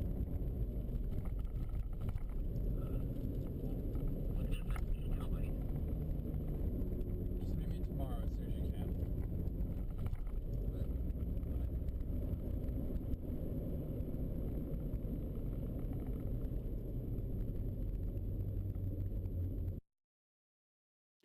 Setting up a trap. Love that. Love NC49. That was I mean that was wild, you know. So how's everybody doing? You know, with the gratuitous violence. Don't worry, it wasn't all on camera. You know, that would have been wrong, right? Yeah, But but they cut out the actual murder, like for a few reasons. Like for one thing, they didn't want to actually do that, and also even if it like if it was this was really happening, Jay wouldn't put that on YouTube. yeah, it would have been pulled pretty hard. Yeah. That's true. That's fair. Oh my goodness. Let's see. Cat chat's having. So we had Hazmat join us. Lazy did not like this one. I understand. I could definitely understand why a lot of people wouldn't like this one. Chaos says, pretty sure whoever gets hit would find a smaller one to be more conveniently sized. Like a pebble / pea gravel. If you're gonna beat me to death, use this one. Okay. Use this little tiny rock instead. And the Hazmatter says, tall, pale man. Yes. Yes, the Slender Man is a tall, pale man. I'm sorry, the operator in this series, but same dude. Same dude. Same t-shirt. This is so interesting because it's got some conflicting thoughts in my head. Simply the fact that we believe, or at least my speculation was that while Alex has been under this influence, he is basically not Alex anymore. I don't know if it means maybe Slenderman has taken complete control over him, or whether it's like a weird, like it muddies his actions. It definitely feels more like a muddied of his actions, even though what we saw in this tape, you know, where we saw Alex's perspective of the camera, everything that happened, on the way to the tunnel, he clearly knew he was being followed by, at least I would assume, Jay is what he assumed, right? Yeah. And he was actively, quietly trying to say, like, don't follow me. What are you doing? You shouldn't be doing this. And he was prepared to kill Jay. Yeah, he was prepared to kill Jay. There's so many strange things, but then was that Alex prepared to kill Jay, or was that? Yeah, it's obviously the influence. There's no way Alex himself would kill somebody. That's crazy talk. But how far has this influence changed him? Is he just completely gone? Because based on the actions we saw in this, I don't feel like he's completely gone. It is just like he's being muddied, really. Maybe a 50-50. I'll say a 50-50. I don't know.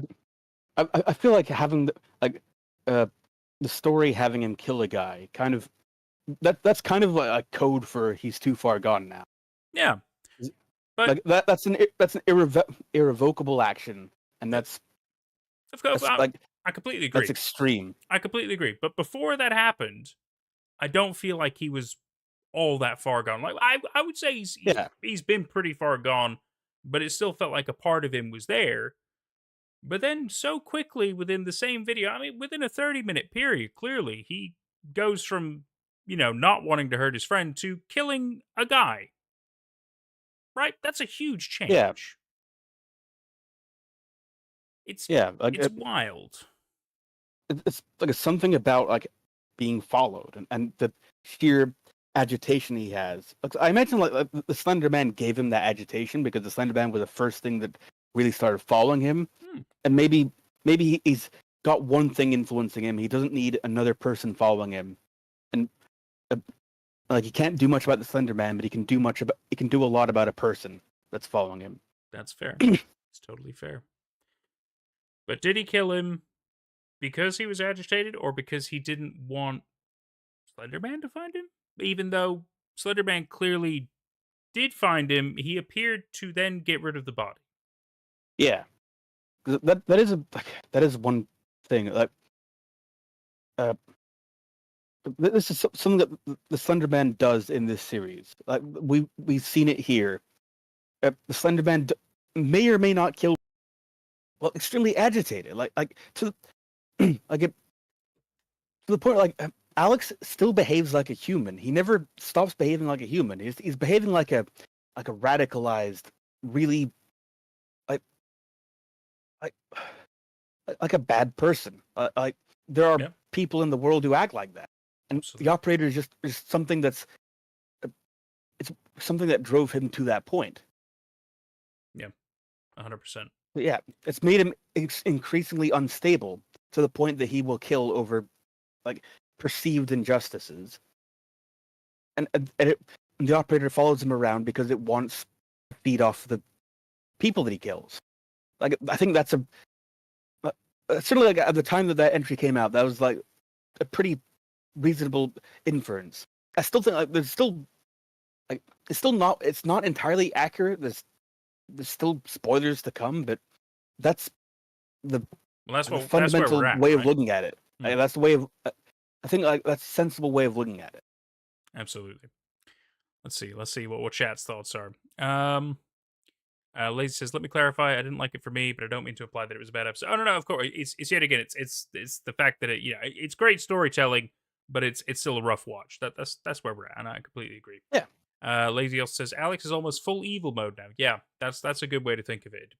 Think of him as evil. Like so, he's definitely way past the 50% evil threshold after what's just happened. Completely agree. Lazy also says, what I thought was interesting was that Alex never looked back during the journey to the tunnel, only at the end there. That's true.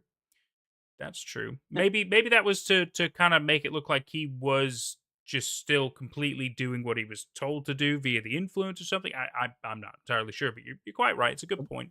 He could have chased him away any time, right? But the way that I see that is like, well, he wanted to be followed. Like he hated being followed, but he figured if I'm going to be followed, I'm going to lead you deep into the middle of the woods where nobody's around. So he wasn't looking around when he was still kind of near the edge of the woods. He wasn't looking around because he didn't want the person to run, to run away. He wanted to lure them to where there's no one around. Then when he's there and no one's around, he's waiting there for like 5 minutes. Like, okay, are they actually there? I'm going to turn and look. I don't know. That makes sense. A luring mechanism, but then he still was able to scare off Jay. Maybe he wasn't expecting anybody to show up at all, and then obviously because somebody did randomly, it just kind of triggered him. That could be part of it. I imagine he was hoping nobody would show up. Yeah, maybe he was meant to meet Slenderman there, and they were, I don't know, whatever the fuck they were gonna do. Probably just have Alex pass out again or something. But this was just an unexpected thing that happened, and so therefore. I also think it's not just that Slenderman feeds. I mean, I imagine he has to eat something somehow, some way to stay alive. But I also think he got rid of the body to help Alex. Because otherwise, there's a body. Is Alex going to take care of the body? What the hell is he going to do? He just killed the guy. But if there is no body, there is no crime, right? That's a good point. Two things. One, the comic, which takes place after the whole series, does actually go into this. But Second point is in entry 29, we saw that contextless video footage of the tunnel where presumably Jay finds blood on the ground and a white bloody T-shirt on top of a rock. Which that raises its own question. So like the operator took the body but left the shirt. And yet in that scene, as we saw, because we did see part of the camera face down, there was the rock, there was no shirt. Maybe he gave back the shirt. Thanks, but I didn't want this. He can't eat clothes. Too small for me. It's too small. Bring me back a larger one. He can't wear it, so he just put it back by the rock. He's like, fuck it, I'm gonna put it under the rock. Slendy's weird, but hey, we can't question eldritch beings, right? Let's see. Chaos also says, oh god, I've lost where I was. Oh, here we go. Irrevocable actions are done by people every day, though. So. How much is influence and how much is him as a person? That's the question. Exactly. Yeah. What level are we at? I completely agree. Because in this one, I feel like if you're not entirely sure what the definition is until obviously that heinous act, and then it's like, yeah, even if he was part of a person, that's clearly no longer the case. But it's always an important question. Lazios says, what I gather is that Alex knows he's losing himself, and it's to the point that he's under extreme strain and paranoia at all times. So bad that he snapped at that. Yeah, that makes a lot of sense. Absolutely makes a lot of sense. Chaos is broken. Good word for it. Lazios says, I think he's just been so tortured mentally and so consistently that it's fundamentally rewired him. Yeah, it's that kind of thing. That makes total sense. And I mean, yet again, there's also the physical effects. The fact that these guys are like coughing up blood, they're passing out for God knows how long. Losing track of time, and so it's got to be a huge strain on these people, physically, mentally, emotionally. I mean, after a point, you probably become, who knows how your psyche's doing after all that shit. I completely agree. Chaos says, I'm pretty sure quite a few entities are drawn to negativity in people / their lives. I can see that. I can see that. I mean, there's a lot of like weird creatures and yokai and spirits and stuff like that that are always into negativity, and they love that shit. They feed on it. It could be something to do with that as well. It's hard to say. Let's see. Lazy says, I sort of get the sense that the operator doesn't necessarily care about killing, but feeds off of the animosity and chaos or something like that. I mean, he's got a clearly. I mean, maybe feed isn't the correct word for the Slenderman because he doesn't really have a mouth, but he clearly sustains himself somehow, right? Some form of energy to keep him going. I mean, maybe he doesn't have a digestive tract and all that. Maybe he does some weird photosynthesis shit. We obviously don't know. Maybe it has something to do with people, because otherwise, why would he fuck around with people if he didn't really have to? Maybe it's just his thing. Maybe he just loves it. I don't know. But I think people are a way for him to sustain himself being alive. That could be part of it. Somehow. Chaos. He feeds on what now? Do I need to hide? That's funny. That's great. Let's see. Lazy Elf says, that's kind of what I've always thought about the different branches of Slenderman. He traps people, not necessarily kills them. Yeah, I do feel like he fucks with people a lot, but then he also gets his like influenced people to kill other people. Right? Yeah. Yeah. Not in every Slenderman story, but it does happen in some Slenderman stories. It's like a thing where they become violent with other people. They will kill them. And it's and never in a lot of that. in a lot of stories, like other stories, somebody will be driven to violence by the Slenderman, and they'll put on a mask, and we kind of refer to those as proxies. And I feel like Marble Hornets, despite kind of inspiring that, also subverted it, because the person wearing the mask isn't necessarily a proxy. They're Alex like is a opposing proxy. force, yeah, that's right. Alex is a proxy. Yeah, no, it's a great point. It puts the whole narrative on its head when it comes to that aspect. It's great. And I think I also, just to kind of gush about Marble Hornets now, like, I love how believable Alex is. Like, you don't really need the Slenderman in this story to make, like, it still makes sense. Alex is just, like, Alex is the threat. He's like a violent man who just, he's shady. And he wants to kill people, or like he is capable of killing people, and that is the main scary thing about this. And it goes back to entry 18 when we're first introduced to the Masked Man, where like it was scary. It was scary in one way to keep seeing the Slenderman in the background, but then it was a whole more immediate kind of scary to see a person, just a regular person in a mask, charging at the camera. That's a more visceral kind of horror. And Alex kind of takes that role now. He's the human kind of horror in this. He's the human threat.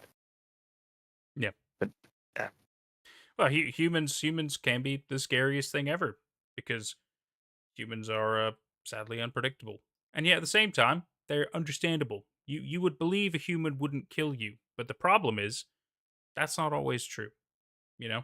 Whereas you see creatures and stuff like that, you know what they're going to do because you understand their nature, at least to the extent we can understand a creature's nature. But humans, we do surprising, crazy shit all the time, and it's always something new that we find out we could do. And it's just, it's scary to think, like, humanity can do more atrocious things all the time, and it's just not something you would expect. Whereas an animal, you can figure out what they do. It's like a whole. It's they don't develop technologies and advance to fucking making tools and do all. They don't do like we do. Yeah, so it's just mad. Let's see. Lazy. Sorry, I mean feeds and like draws energy from exactly. Chaos says, I knew what you meant by the chaos thing. That's right. Respect the cheek. You only wear size 2XL long. Of course he does. I mean, it's probably like the longest shirt. It's got to be incredibly custom made, I mean, I can't even imagine. And then Ellie says, chaotic evil. Yeah. Oh, man. So, Alex has killed somebody. And I do also like how in entry 48, when Jade's returning to his car, we do see the man in the white shirt just kind of off to the side. It's just it's not really foreshadowing. You can't really predict just by seeing that what's going to happen. But it's just some guy. But I like the detail. It also tells us, because in that video, he was by his car. We don't know, Yeah. obviously, how far into the woods it's going to take him to get there, but clearly not that long if Jay was able to escape and the guy's still at his car, not even in the woods yet. Yeah, and Jay said that he kills the guy 15 minutes after Jay leaves. So it apparently only takes less than 15 minutes, maybe like 7 minutes. Yeah. Does make you wonder. Yeah. It's crazy. It's great. So good so far. Yeah. All right, everybody. Are we ready for more? I think so. Yeah, you're not. We're on. We've Sorry. only got 3 entries left. We're actually nearly done. God, I'm going to crack open a beer soon then. Amazing. All right. I was going to open it earlier, but I'm waiting for Dad to get home because he wants to drink too, so I'm going to be polite. Let's see. I've still got 1 beer left, so I might have that. Nothing wrong with that. So, this is To the Ark. It's called Extraction. Yep. Extraction.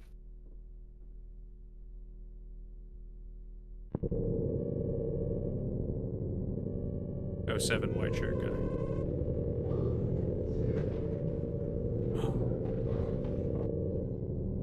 Oh, he's got the limp. Mm-hmm.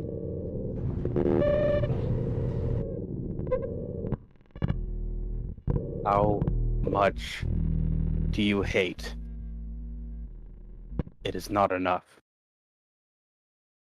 That Strange. speaks for itself. Yeah. Like, how much do you hate Alex? It's like, you don't hate Alex enough yet. Entry 50. Yep.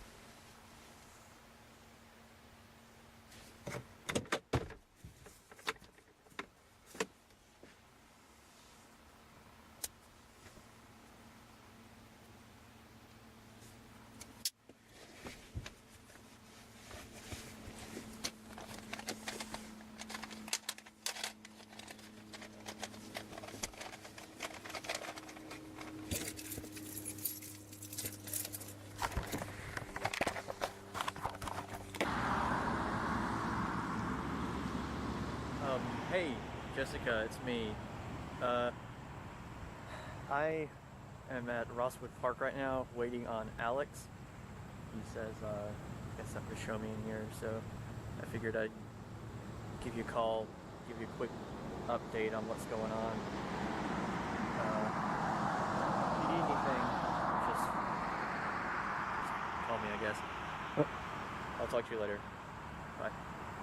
Love you.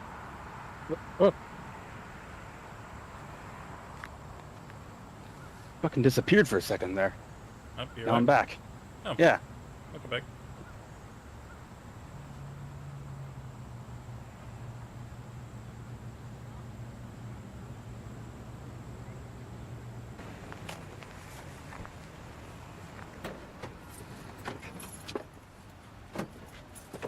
You ready?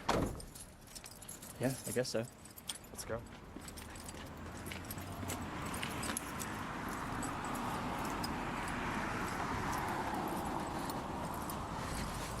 What's that satchel thing in your passenger seat? It's a camera case, and don't worry about it. All right. And Jay at this point does not know about the murder.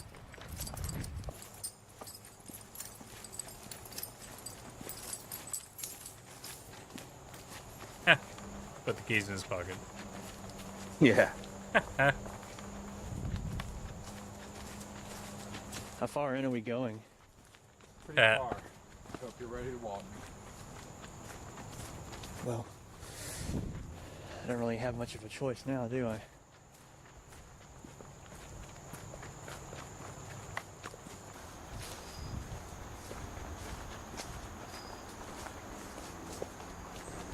So what is it you're going to show me? Hey, I'm only going to ask you this once. What? Did you take anything from my apartment other than the tape? What do you mean? I mean, did you successfully steal something from me? No, I didn't. I didn't have enough time to look. Because it just so happens that I'm missing my spare front door key. It's not something I want to lose. No, I guess you wouldn't. Jay, if you know where it is, just give it back to me. I don't know where it is. Do you hear something behind us? It sounds like something's following us. Listen. How are things with Jessica? What? How are things with Jessica? They're fine. Is there anything I should know about? No, nothing comes to mind. Listen. I keep hearing footsteps. You're in a public park.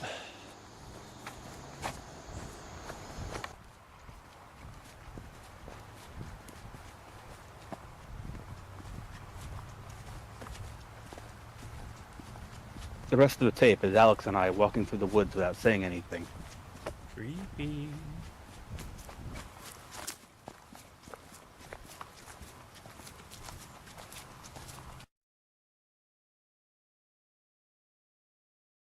This has to be the tape that came before the unlabeled one in entry So is this 38. why we're out here? To, look at trees and tell spooky ghost stories? Come here. What? Just come here. So the next labeled tape must be what comes after this one. Wait, hold on a second. There's only about a minute left on this tape. I gotta change it real quick.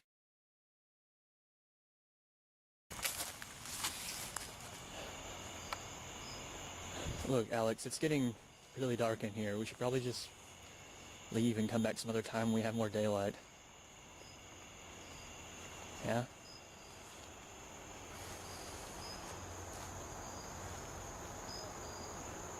All right. Next time, bring Jessica. I want her to see it too. Yeah, sure.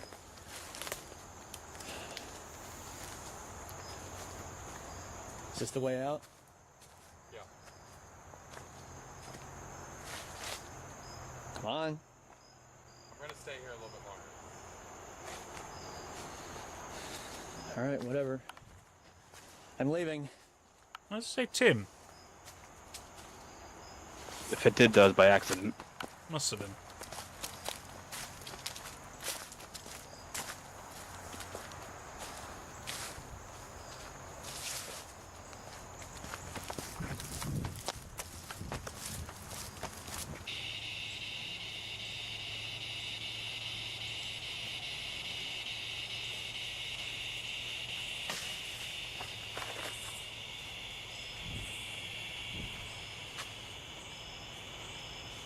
It's always scary.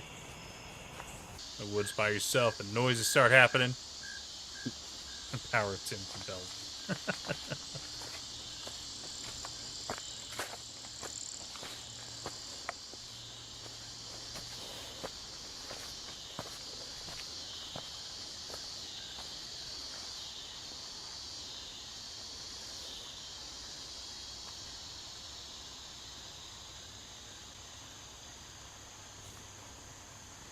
Hey, hey, hey! Get him! Get his ass.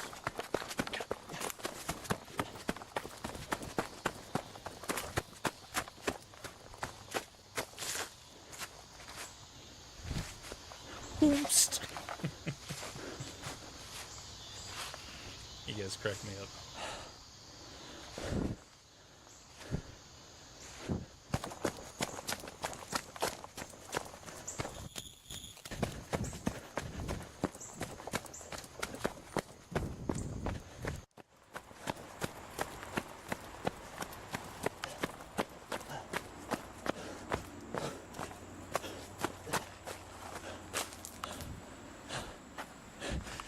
Hey! Stop!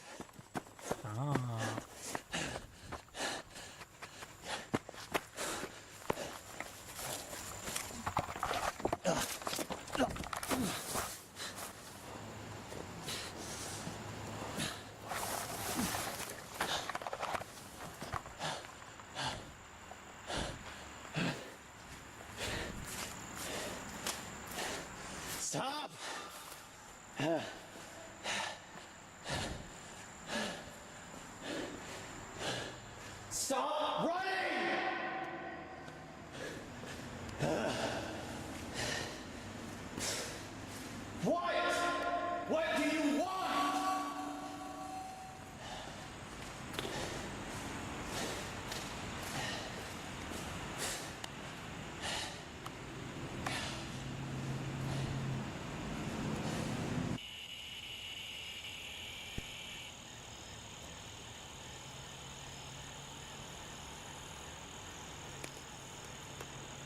is the tunnel, Hazmatter. It is the tunnel.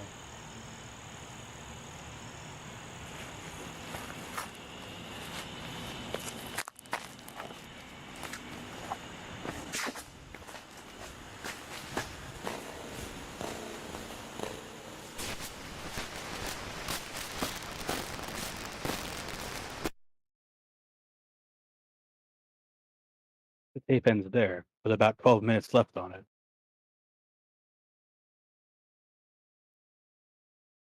It looks like Tim led me to the tunnel that I had seen Alex in, but I didn't seem to notice any trace of what happened there.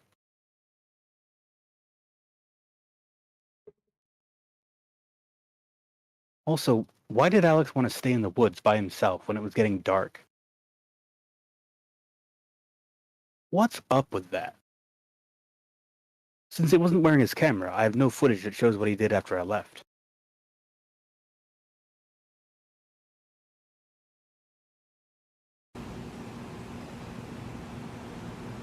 The next tape begins with this. I'm assuming it's the following day.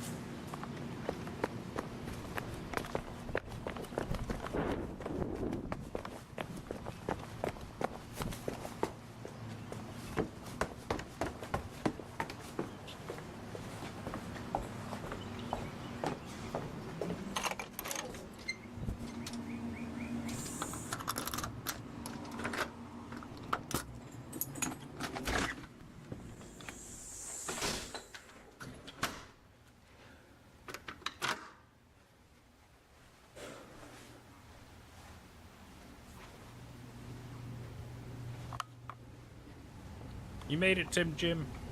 Welcome, my boy.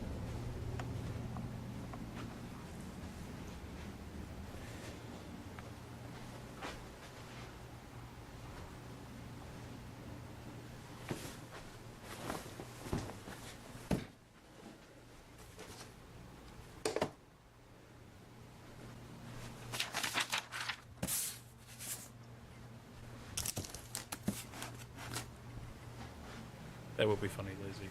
That would be funny. Right, you got a vacuum.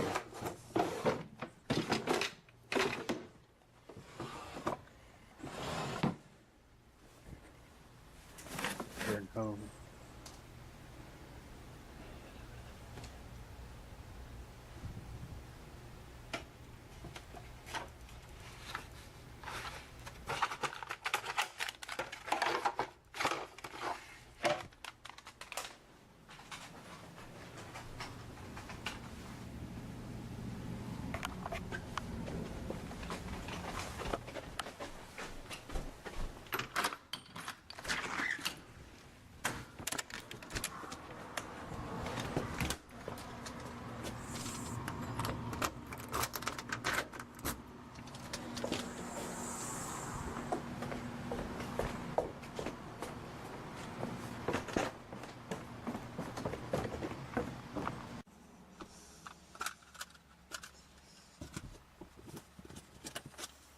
You should have swapped it with a different tape.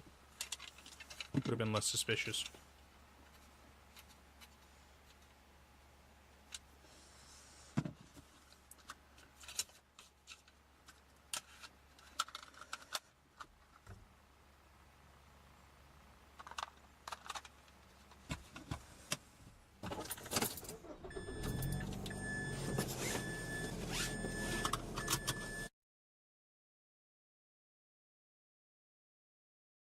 Now that I know what the tape is labeled, I'll be able to find the one I got from Alex's apartment here.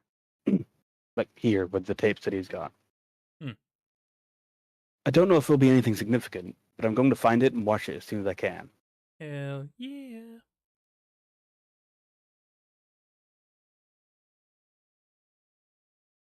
$51. Okay, this is a good one. The tape that Alex was hiding from him. After spending a few days changing my current location, I found the tape labeled 56-42. So the Cosmo, hi, welcome back. It contains footage from back when Alex was shooting Marble Hornets, back in 2006. My god.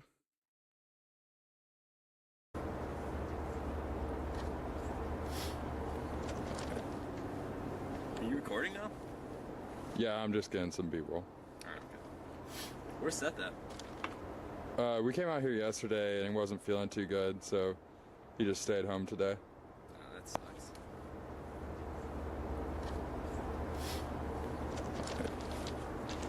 Alright,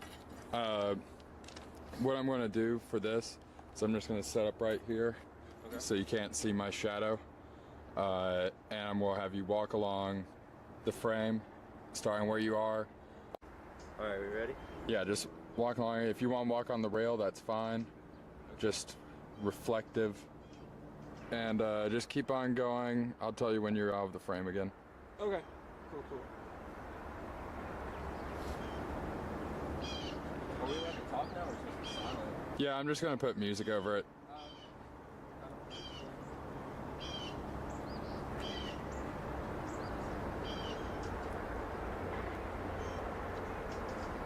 Alright, that's good. Come on back.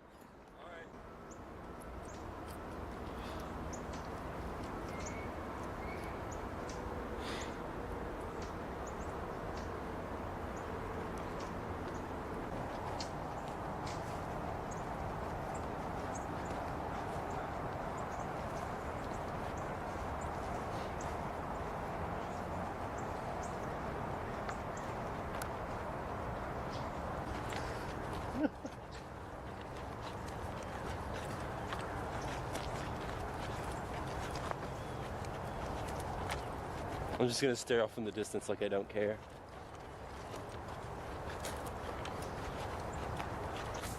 So, what is this place? I think it was like an old doctor's office or something. When Seth and I were out here yesterday, we found it and I thought it looked cool, so I figured we could come here and get some shots. It's kind of creepy. Yeah, it's got the whole burned out building feel to it. So, like, what are we gonna be shooting in this part? I figured I'd just get some B-roll. We can just say that it's like Brian's old elementary school or something like that that burned down. So, Okay.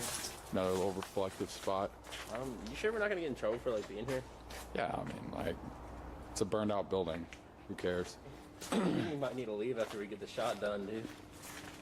We'll make it quick. Alright, go ahead. Okay. Am I supposed to be silent? You were. My bad.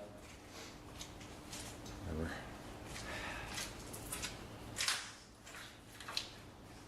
I feel like this whole film is walking. Love that.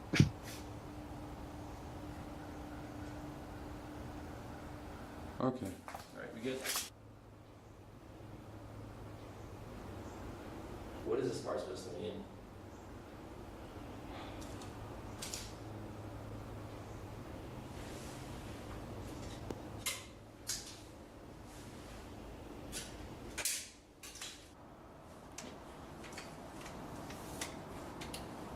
I'm so awesome at this.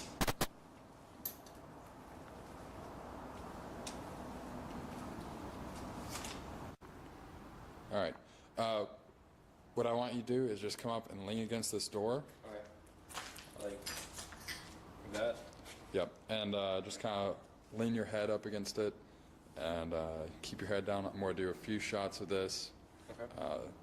Zoomed You want in. hands in the pockets? Yeah, keep the hands in the pocket. Okay. Just... Alright, I'm rolling. Ooh. Good take.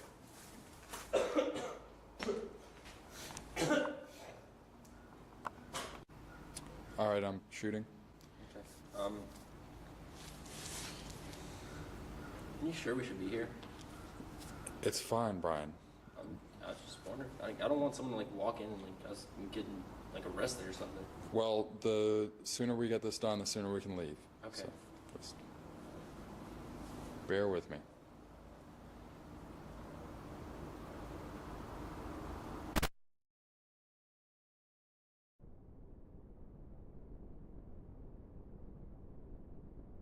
Got such long legs.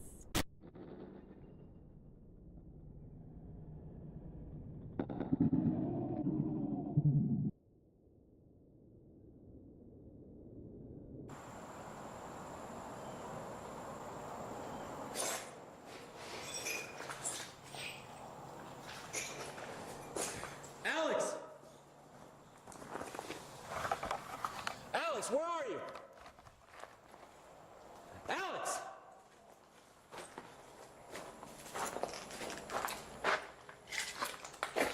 Alex!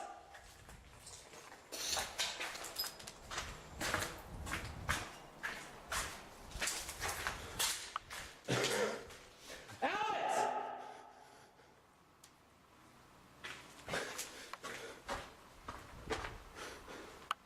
Alex! Alex!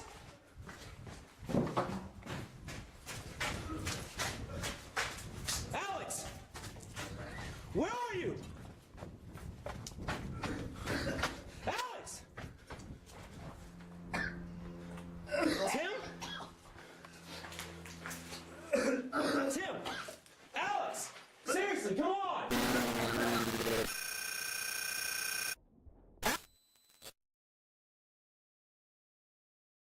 Oh no.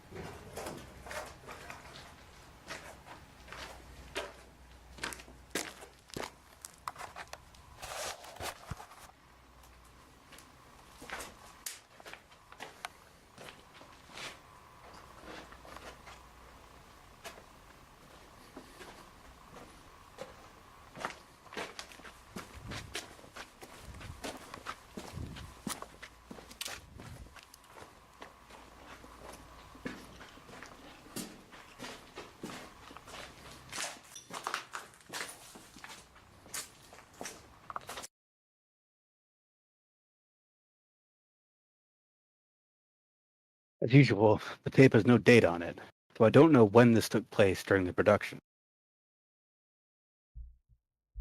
Did Alex lead everyone to a place like this and leave them there, like he did with Brian, and possibly Tim? Seth is gone. I don't remember what happened. If that's the case, was Alex lying in the footage at the end of entry I 22? left him. Or does he really not remember? Brian is gone. Tim, and Jay, and Sarah. Everyone is gone.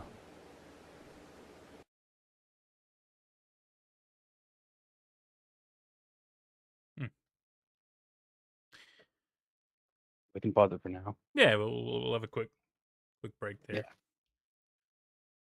Shirley, thank you for subscribing 19 minutes ago. Sorry I didn't see that. It's yet another time where you have to wonder how long has he been influenced, right? Yeah. How long has he been working for him? Because even in this clip, I remember at first I was like, this was the first time he gets influenced. But rewatching it, I'm more like, was he influenced before this? Yeah. Like, did he lead Brian here on purpose? Yeah.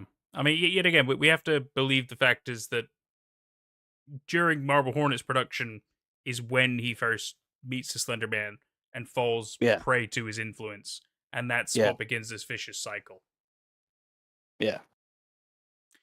We just don't know the extent of the damage done or everybody who has been affected by it. I mean, yet again, what happened to Brian? What happened to Seth? We know Tim. We know Jay. Yeah. We know what Yeah. happened to Sarah. We don't even know what happened to Sarah either. There's at least 3 people where True. like we don't Yeah. know about, you know? Yeah. So good though, isn't it? So good. Yeah. I'm trying to think of what to say at this point. I remember like loving this one when it came out, and I still love it because it's got Brian in it, and Brian just he's very good on camera. He's very funny and feels friendly. Yeah. He's does- he's quite natural at it because he understands what he has to do, but it doesn't feel like he has to put on an act for it, you know? It's just like Yeah. he's just being himself, right? And I think that's definitely one of the best things about his performances. Especially with him just questioning, like, wow, what's this shot? What's this? What's that? And, you know, obviously Alex gets frustrated by it because, you know, a lot of it's B-roll and a lot of it requires maybe silence or in some cases, well, no, we were going to have, you not talking or maybe say a certain thing here, but I guess we're not going to do that during this shoot. Yeah, it's like, yeah. I mean, it's frustrations. I totally understand it. But yeah, I mean, because at the start of this clip, it seems all pleasant and typical and safe, and even they sound like they're chummy and well, maybe not chatty, but chummy, right? Like everything's Yeah. normal. Alex isn't suspicious yet, but he plays that role well because yet again he Yeah. must be under the influence even at this point, but he's playing it far more well behaved. Yeah. But then it leads me to the fact that if he is indeed under the influence during this period of time, clearly at one point he must break free because then he decides to disappear for a while after giving the tapes over to Jay, Yeah. and he like never touches a camera again, and he's basically to our knowledge he's been completely safe from the Slenderman during that period of time. Yeah. That is true. Yeah, 'cause he sustained a relationship with Amy for a while. Yeah, and I mean, he wasn't acting remotely in Slendy's interests, because if he was, well, he'd obviously still be doing the same things. But he mustn't have been.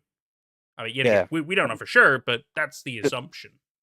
It definitely it has something to do with giving the tapes away and putting the camera away. But I imagine like it's also connected to like I don't know. Like, it's not quite getting rid of the people who were on the tapes, like Tim and Brian, but it's and Seth as well. Like we saw, like he like this recontextualizes entry 22 in season 1, where he and Alex and Seth are in this really abandoned basement industrial place, and this recontextualizes that as being like entry 51. This was Alex taking Seth into some abandoned place, and then To become never a victim seeing him of again. some sort, yeah. Yeah, but like I don't think that like it's not necessarily that it was important for him to get rid of these people. He got rid of them because it meant that they would stop appearing on the tapes. Like they would stop being around him. So if he filmed, they wouldn't be there. Like they'd be. It was like the easiest way to stop filming them. Like he was trying to wrap up, trying to stop filming everything. He was trying to have an. If he just decided like I'm done filming. I'm just gonna put the camera away and not film anymore because I don't want this faceless man anymore. Then his friends would be like, what's wrong? Like, are you okay? Like, I felt like Alex probably had some social obligations or he felt like he had some social obligations, and he had to wrap those up by getting rid of the people, and then he could put the tapes away and go on and live on his own, or find a girlfriend, live normally. But the tapes the camera gets dug up, and Jay digs up the tapes, and so like it's the problem hasn't gone away for Alex. I reckon like it's something like that. Yeah.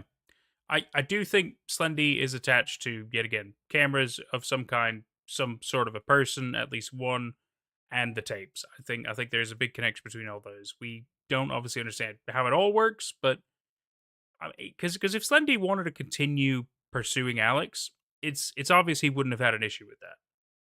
Yeah. If he weren't attached to specific things, or maybe that's how his powers work, or something. I don't know. But the dude could teleport and maybe go to an alternate dimension or reality or whatever. I don't know all that stuff, but clearly he could like phase in and phase out of something and teleport. Yeah. So he could have definitely Yeah. followed Alex if he really wanted to, you know? Yeah.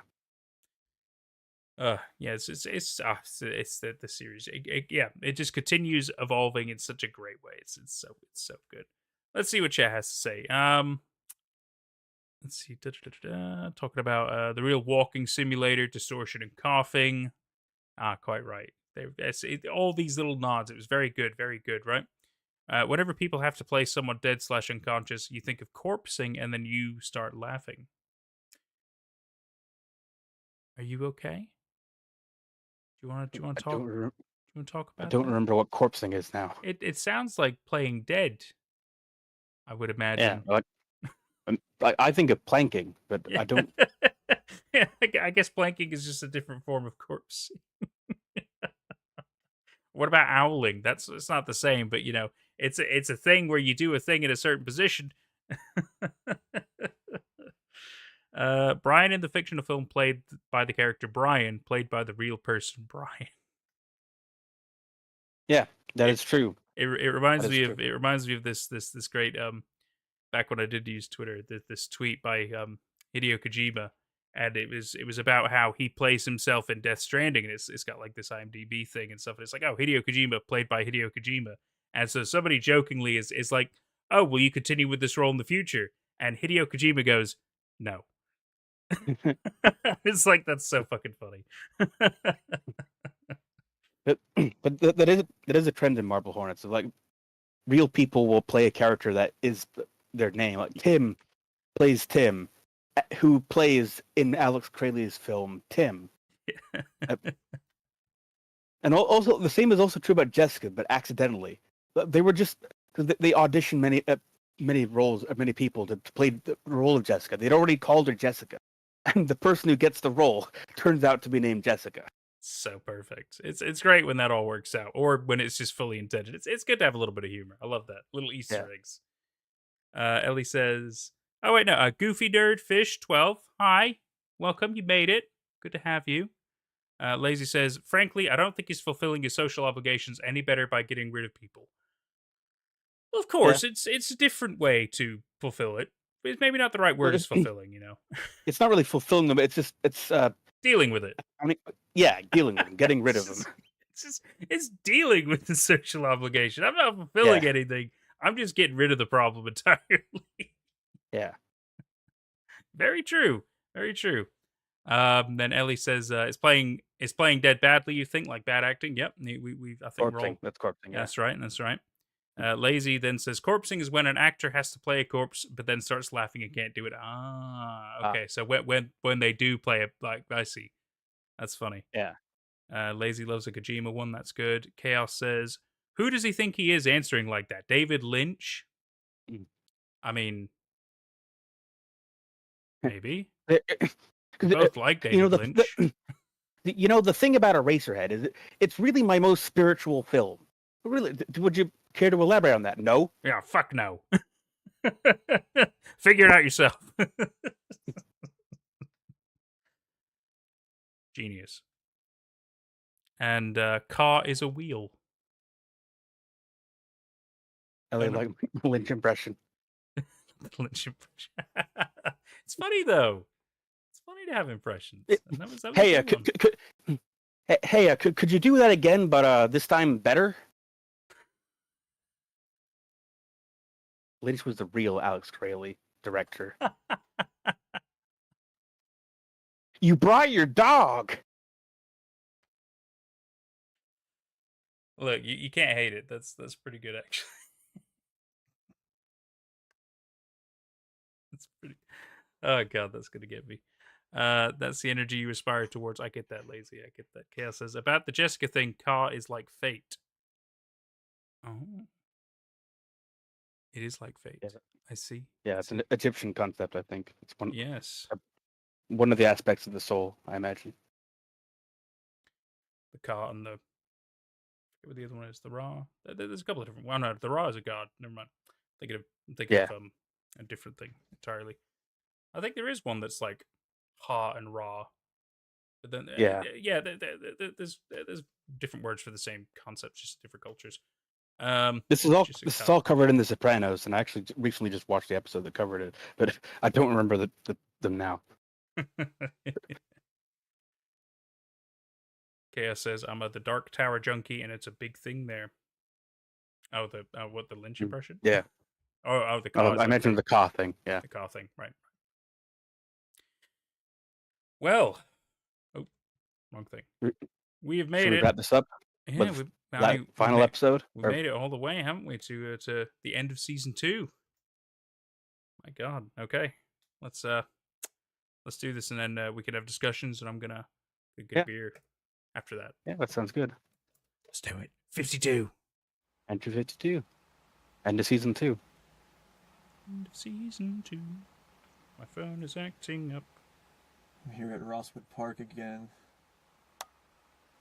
Waiting on Alex again. Cute haircut, bro. Last night, I watched the tape that I took from his apartment, and it is abundantly clear that I should not be trusting him at all right now. I don't know what exactly happened to Brian. I probably don't want to know exactly what happened to Brian. All I do know, or at least what I think I know, is that Alex knew something was going to happen when he brought him there. He didn't care about shooting Marble Hornets. For all I know, he wanted Brian out of the way.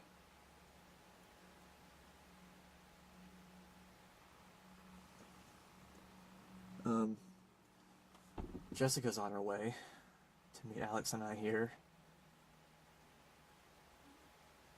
She knew whatever it is Alex has to show us has something to do with Amy, so I guess she thinks following a stranger into the woods is a good idea. Even though I'm not really one to judge, because following Alex into the woods is a terrible idea, period. But I mean, I'm not going to tell her that. I don't want to scare her or anything. It might be nothing. He might actually show us something. But if he does try anything, I'm going to make sure that Jessica gets out. Whatever it is that I have to do to make sure of that, I don't care. So brave. So I guess that's my confession or whatever about what happened, if anything does happen to me.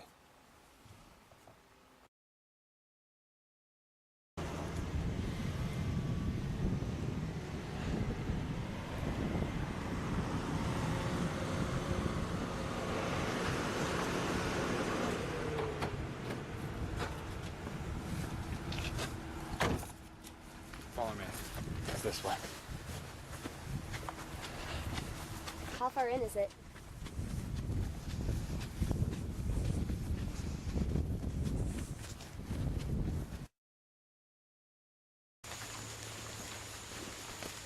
How much further is it?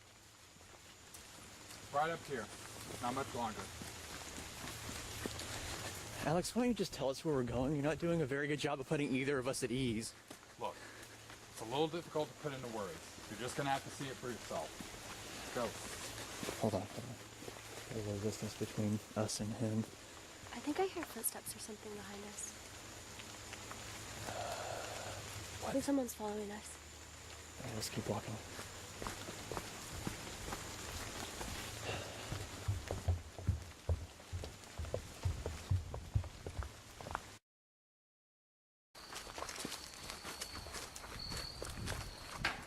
Let's put a little distance between us. Gets right back up to him. It's in here.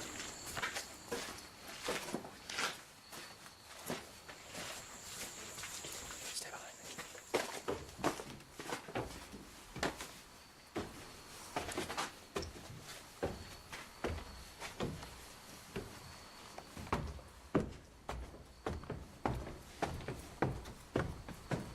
It's over there. What is it we're looking for? You wanted your answers. It's over there. I don't want to see it again.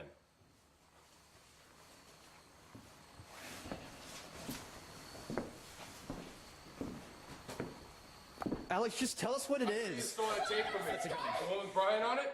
And I know you've been following me too. What? I've had plenty of chances to do this. So you're going to kill I us? didn't want to get Jessica involved. That's why I told you that I found Amy. That's your fault! Alex, please! When I gave you do the this, tapes, I Alex. told you never to mention them again. I thought that implied not sharing them with the world. I didn't know. I never should have given you the tapes in the first place. I should have burned them with it. Go!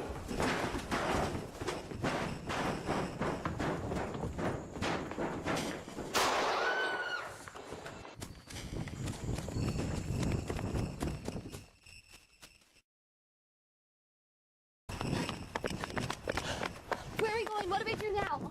Go back to your place, pack something, pack lightly, and meet me at the hotel over on about an hour. We need to go somewhere where he's not going to think to look for us, and we'll figure out what to do from there, I guess, okay?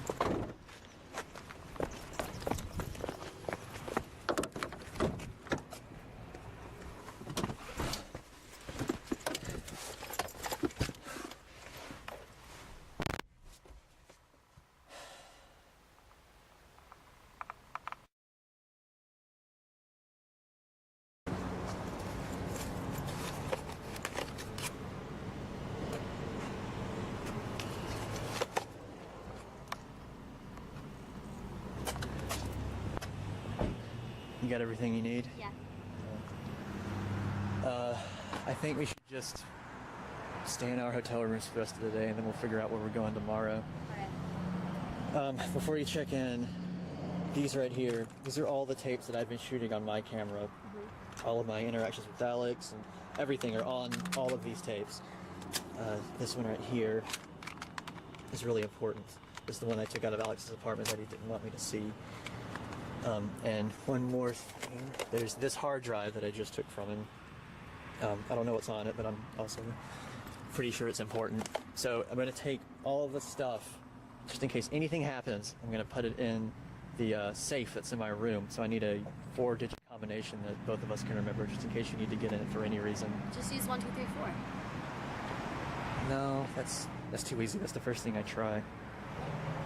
Well, how about the last 4 digits of my phone number? That's easy to remember. What is it? It's 1102. Yeah, I can remember that. That's Alright. fine. Get I'm on. gonna go check in. My head's killing me. All right.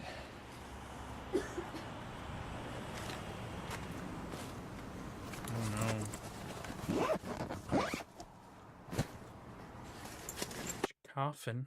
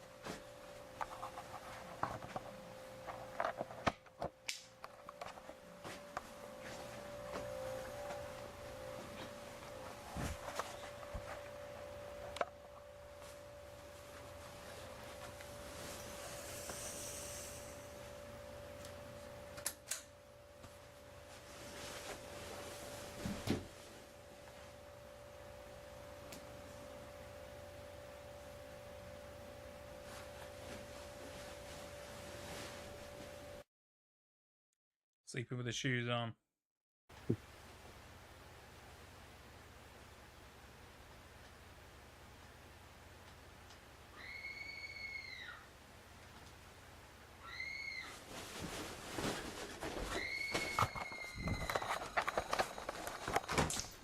Jessica!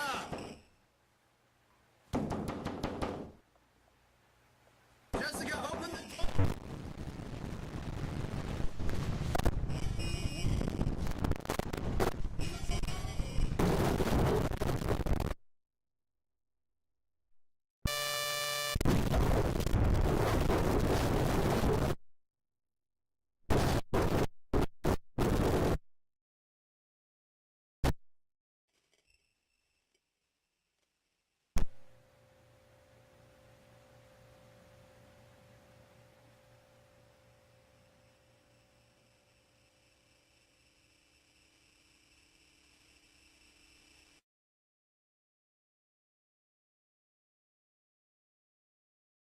Final tape ends there.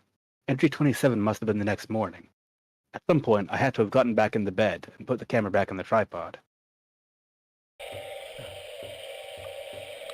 The chef's camera also stopped recording around the same time and didn't start again until shortly before I woke up the next day.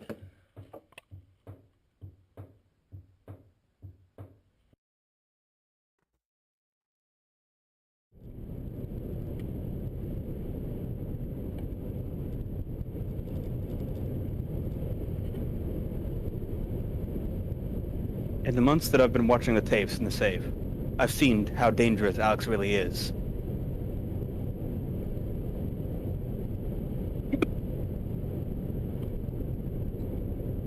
Looking back on it, he never intended to help me. He probably just wanted the opportunity to tie up another loose end like he did with the others.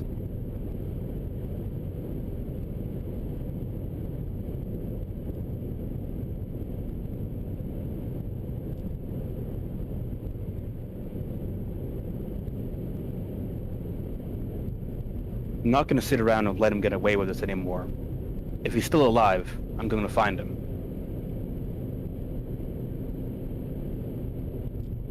I thought the tapes might show me where he's gone, but they never show him leaving the town near Rosswood Park.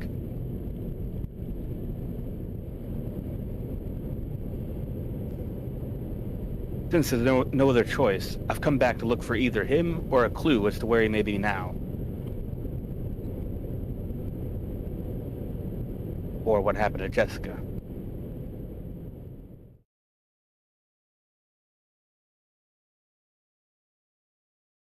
Yesterday, my first day back, I saw this in the downtown area. A bottle tree. It was sick! Well, bro.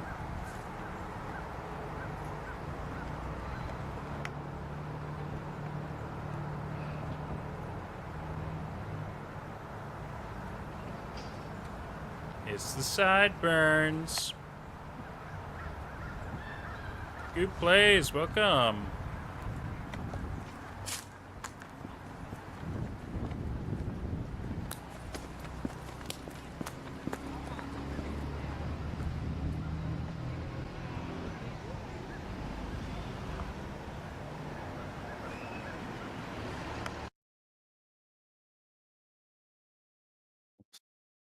It was Tim, and he seemed to be acting normal. I kept my distance and ended up losing him shortly after this.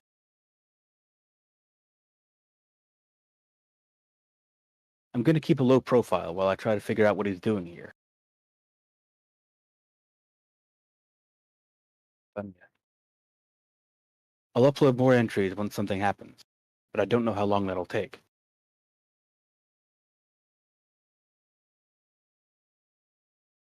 Regardless, I'm going to see this through to the end. That's it. That's season 2. Made it all the way. Way through season 2. Crazy. Oh, so majority of season 2 is during a very specific. I'd say it's less than a year time period, mainly of lost memories, which get reshown through tapes, we learn that Alex has potentially been under the operator's influence the entire time.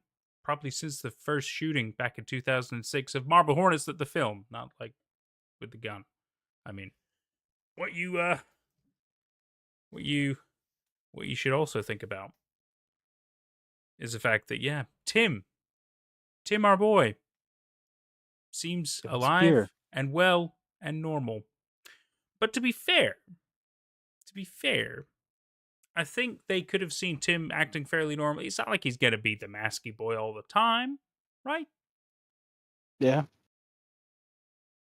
But yet again, for all we know, his influence might be different on Tim. Or Tim just completely, maybe it doesn't work on Tim at all. I don't know. We don't know how he works with the mask. We've got to bring up the elephant in the room here. We've got a spammer in the chat. Does happen. I'll see what I can do here. It'll let me click it. It's not letting me click it. I can do it from here. Everybody's allowed to have fun, but, do have to stop it at one point, I'm afraid.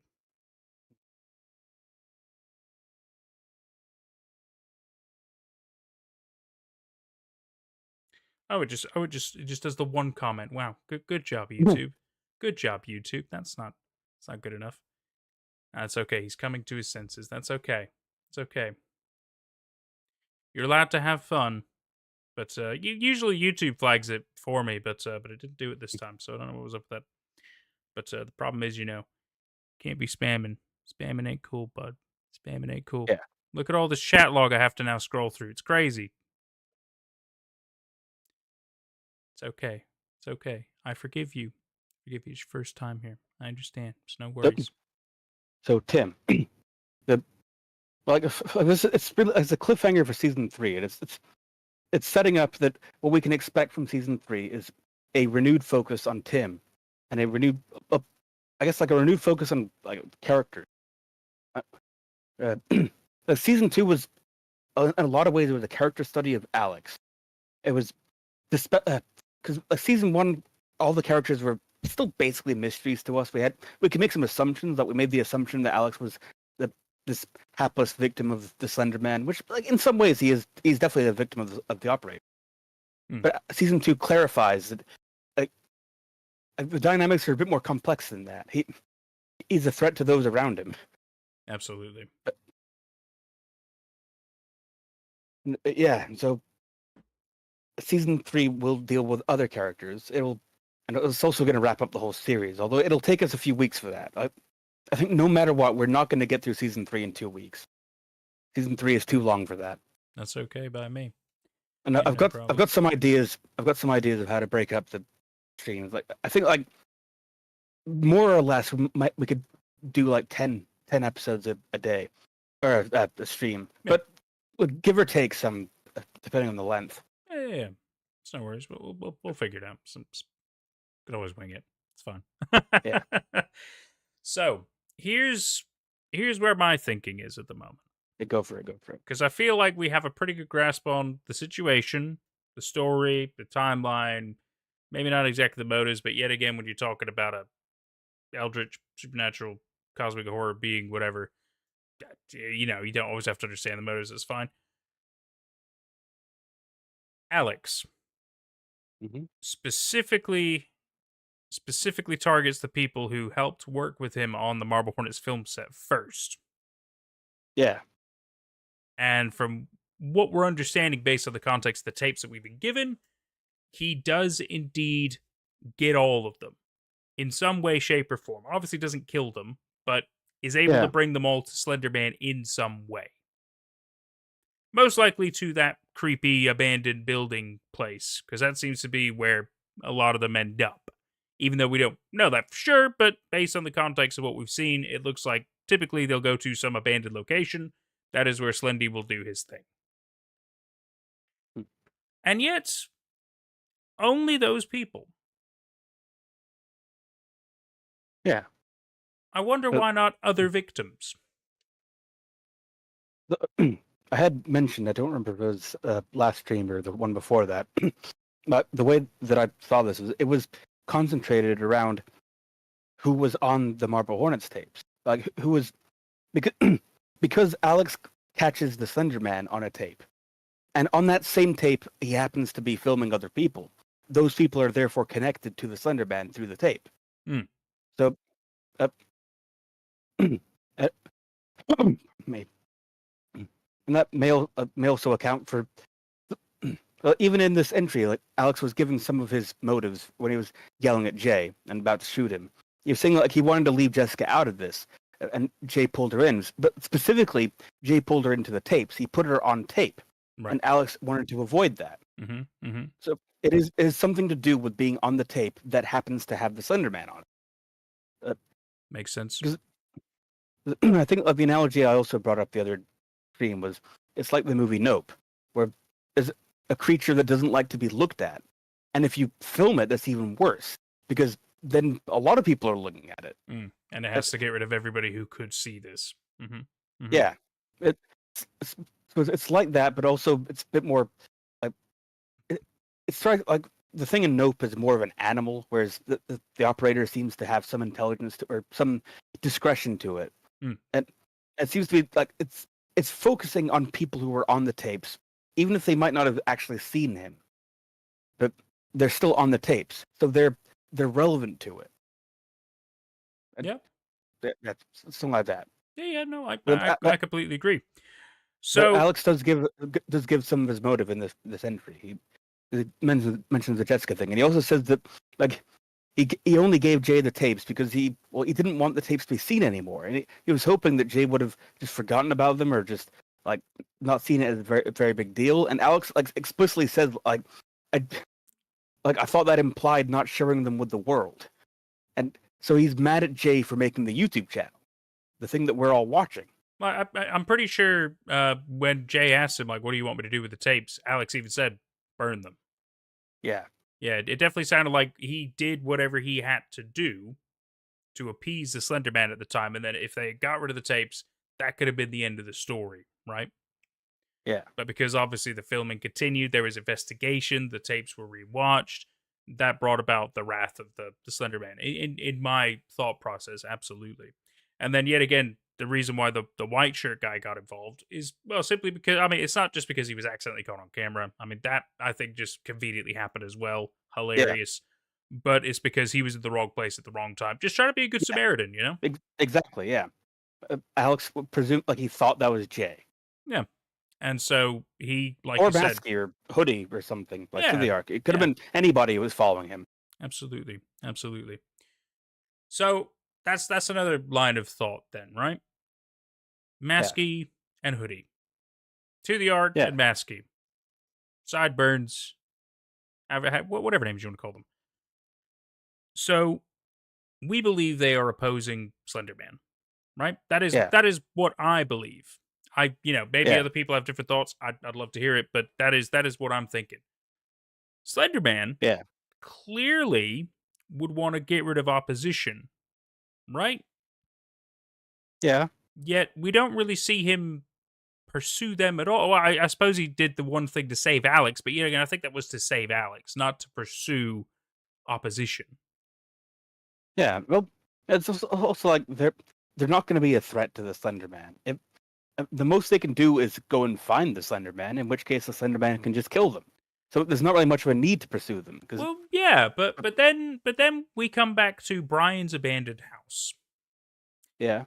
Maskey, somehow, not explained yet so far, might later though, but is able to, well, basically disappear inside that house, just using doors. I wouldn't say the Slenderman does that exact same thing, but it's a similar teleportation mechanic, if you will. Except Slenderman could just do it like that. Yeah, what's up with that?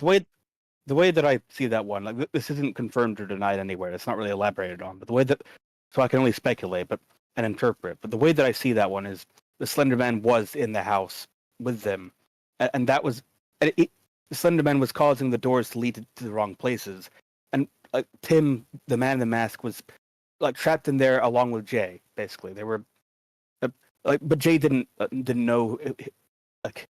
Jay still thought the man in the mask was a threat, so he was chasing him. But ultimately, it's because of the Slenderman. Because ultimately, Jay is teleported away to that abandoned basement, and in that basement, he sees the Slender Man. So all the doors led to the Slender Man in the end. Yeah. Literally speaking. Yeah, it's like Slenderman is connecting doorways, portals, however you wanted to find these things. I completely agree. But then he's left those ones in that place. Maybe he doesn't know how to turn them off at the time or something, or maybe he just forgot about them. It's hard to say. Maybe he doesn't deem it necessary because yet again, it's an abandoned house. But I don't know. There's some lines of logic that are weird, but yet again, we can't really question a being we don't understand. Because it's not like Tim set up those portals. That wouldn't make any sense. He wouldn't be human. No. Right? And also, season 1 was still like trying some things out and trying out ideas. Although the teleportation cool ideas. Like the teleportation will come up again. They'll do it better.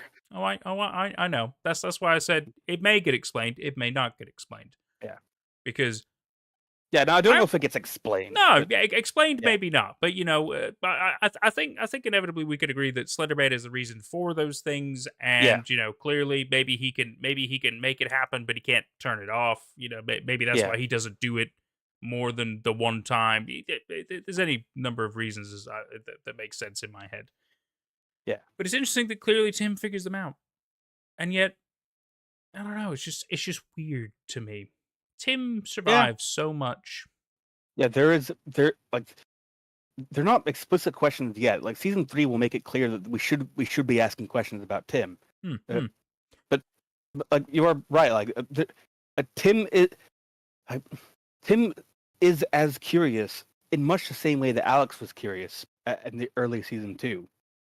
It's not that Tim is shady, but it's like there's some strange things going on that we've got to be thinking about, and that we've got to hope that the series will delve into. Of course, because yet again, we have to believe that Tim is some acting vigilante with To the Ark being a type of anonymous-like dude. Which yet again, theories on To the Ark on Maskey. I think Brian, but who knows? I have to have no comment. That's okay. Oh, I guess I'll say that, like, much like Tim being the man in the mask, the identity of To the Ark is kind of an open secret. It'll become more and more obvious, and it'll even get spelled out in codes. but when it's finally revealed, it's not like an oh shit moment. It can't be an oh shit storytelling. Moment, I mean. The way we see it, it has to be one of these people that was involved with the production to begin with. It is the only logical line of reasoning. Yeah. It would be really weird if it was a completely random person, right? Because then it'd be like, what the fuck does this person have to do with this? Like, how is this person even remotely connected? We wouldn't know. We wouldn't know. But I find To the Ark interesting. To the Ark very interesting. The fact that it's this, I mean, they're not exactly hacking the account, but clearly they can get into the account, and they also have their own account, which puts up these bizarro videos. Yeah. They're somebody who understands enough about filmmaking that they can do a video editor, and yet they can do it pretty well. And yet, so they're implicating Alex. They're putting Alex on blast. Slenderman does nothing. Yeah. Yet Slenderman will protect Alex if Alex is in physical danger. That's true, yeah. I mean, look, I don't have an explanation for that one. That's just okay. It's a good point. Yeah. It's just weird, because yet again, like, he'll even hide a body. I mean, yet again, for all we know, maybe he took the body for feeding purposes. We don't know. But he hid a body for Alex, regardless. That is one thing that he did with that action of taking a body. Yeah. Which helps clear him of a crime. I do remember back in the day when I was watching season 2, I interpreted it as the operator was feeding on the body. Yeah. Eating the body. Yeah, I would see it as he's feeding on it in some way. Maybe not like nom nom nom, but he's doing something with the body which benefits him. I completely agree. Yeah. Yeah. I mean, it conveniently helps Alex as well, but yeah. Because, if the body was still there and it ended up becoming a crime scene, I mean, Alex would have definitely gone to jail. Like, so did I. would have been a very different series. Like the cops get involved, and it becomes about an actual detective doing an actual investigation. That would have been cool. Like That would have been really a cool. professional one. And unlike Jay, he knows how to investigate. He has it solved within like 3 videos. and then he gets pursued by Slender Man. You know what? That'd be cool. I'd watch that. That sounds cool. I like that. Slender Man out here like, I may not agree with you, but you were strangely adorable, so I'll help you out. Goofy nerd. That's an interesting take on that.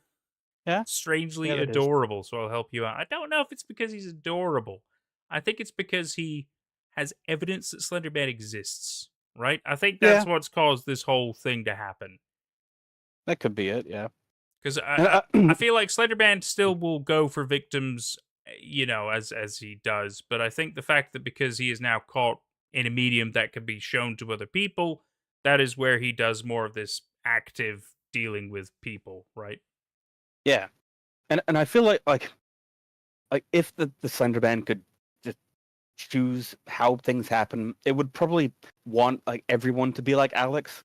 Like Alex is probably like the intended destination for somebody who's influenced by the Slender Man. And so other characters, like there's people like Jay who they haven't really had that much influence yet. They've had enough to give them strange like headaches and memory loss. Actually, like we pretty much directly saw like Jay fought the operator, and that's what made him lose 7 months of memory. But then we have characters like Tim and To the Arc, who the way that I read them is they're much more invested in resisting the influence. Maybe because like Alex didn't know what he was getting into when he encountered the Slender Man. He didn't know this is something he had to consciously resist. Maybe To the Arc and Tim had more of a forewarning. Maybe they were more skeptical from the get-go, and that they were thinking like, "Oh, this can't be good." And if I'm feeling strange things in my head now, it's probably because of that thing. It's not a coincidence. So they're fighting it off. And so it's affecting them differently. I agree. I think it's just the reminder that like everybody's built different, right? So some people probably are better at resisting it than others. I completely agree. And it can affect them in different ways. That also makes logical sense based on some of the mannerisms of these people. I mean, Tim is the best example out of all of them. We know it's Tim, but it doesn't matter that people now know it's Tim. He's still going to keep doing the same things because, well, it's what he's choosing to do, or maybe not choosing to do. Yeah. That's stuff that season 3 will tell us more about Tim. Quite right. Well, everybody, 2 seasons of Marble Hornets. How's everybody feeling? How's your brains doing? Anybody got any questions for us? Yeah, how's chat doing? Yeah. Fill us in, chat.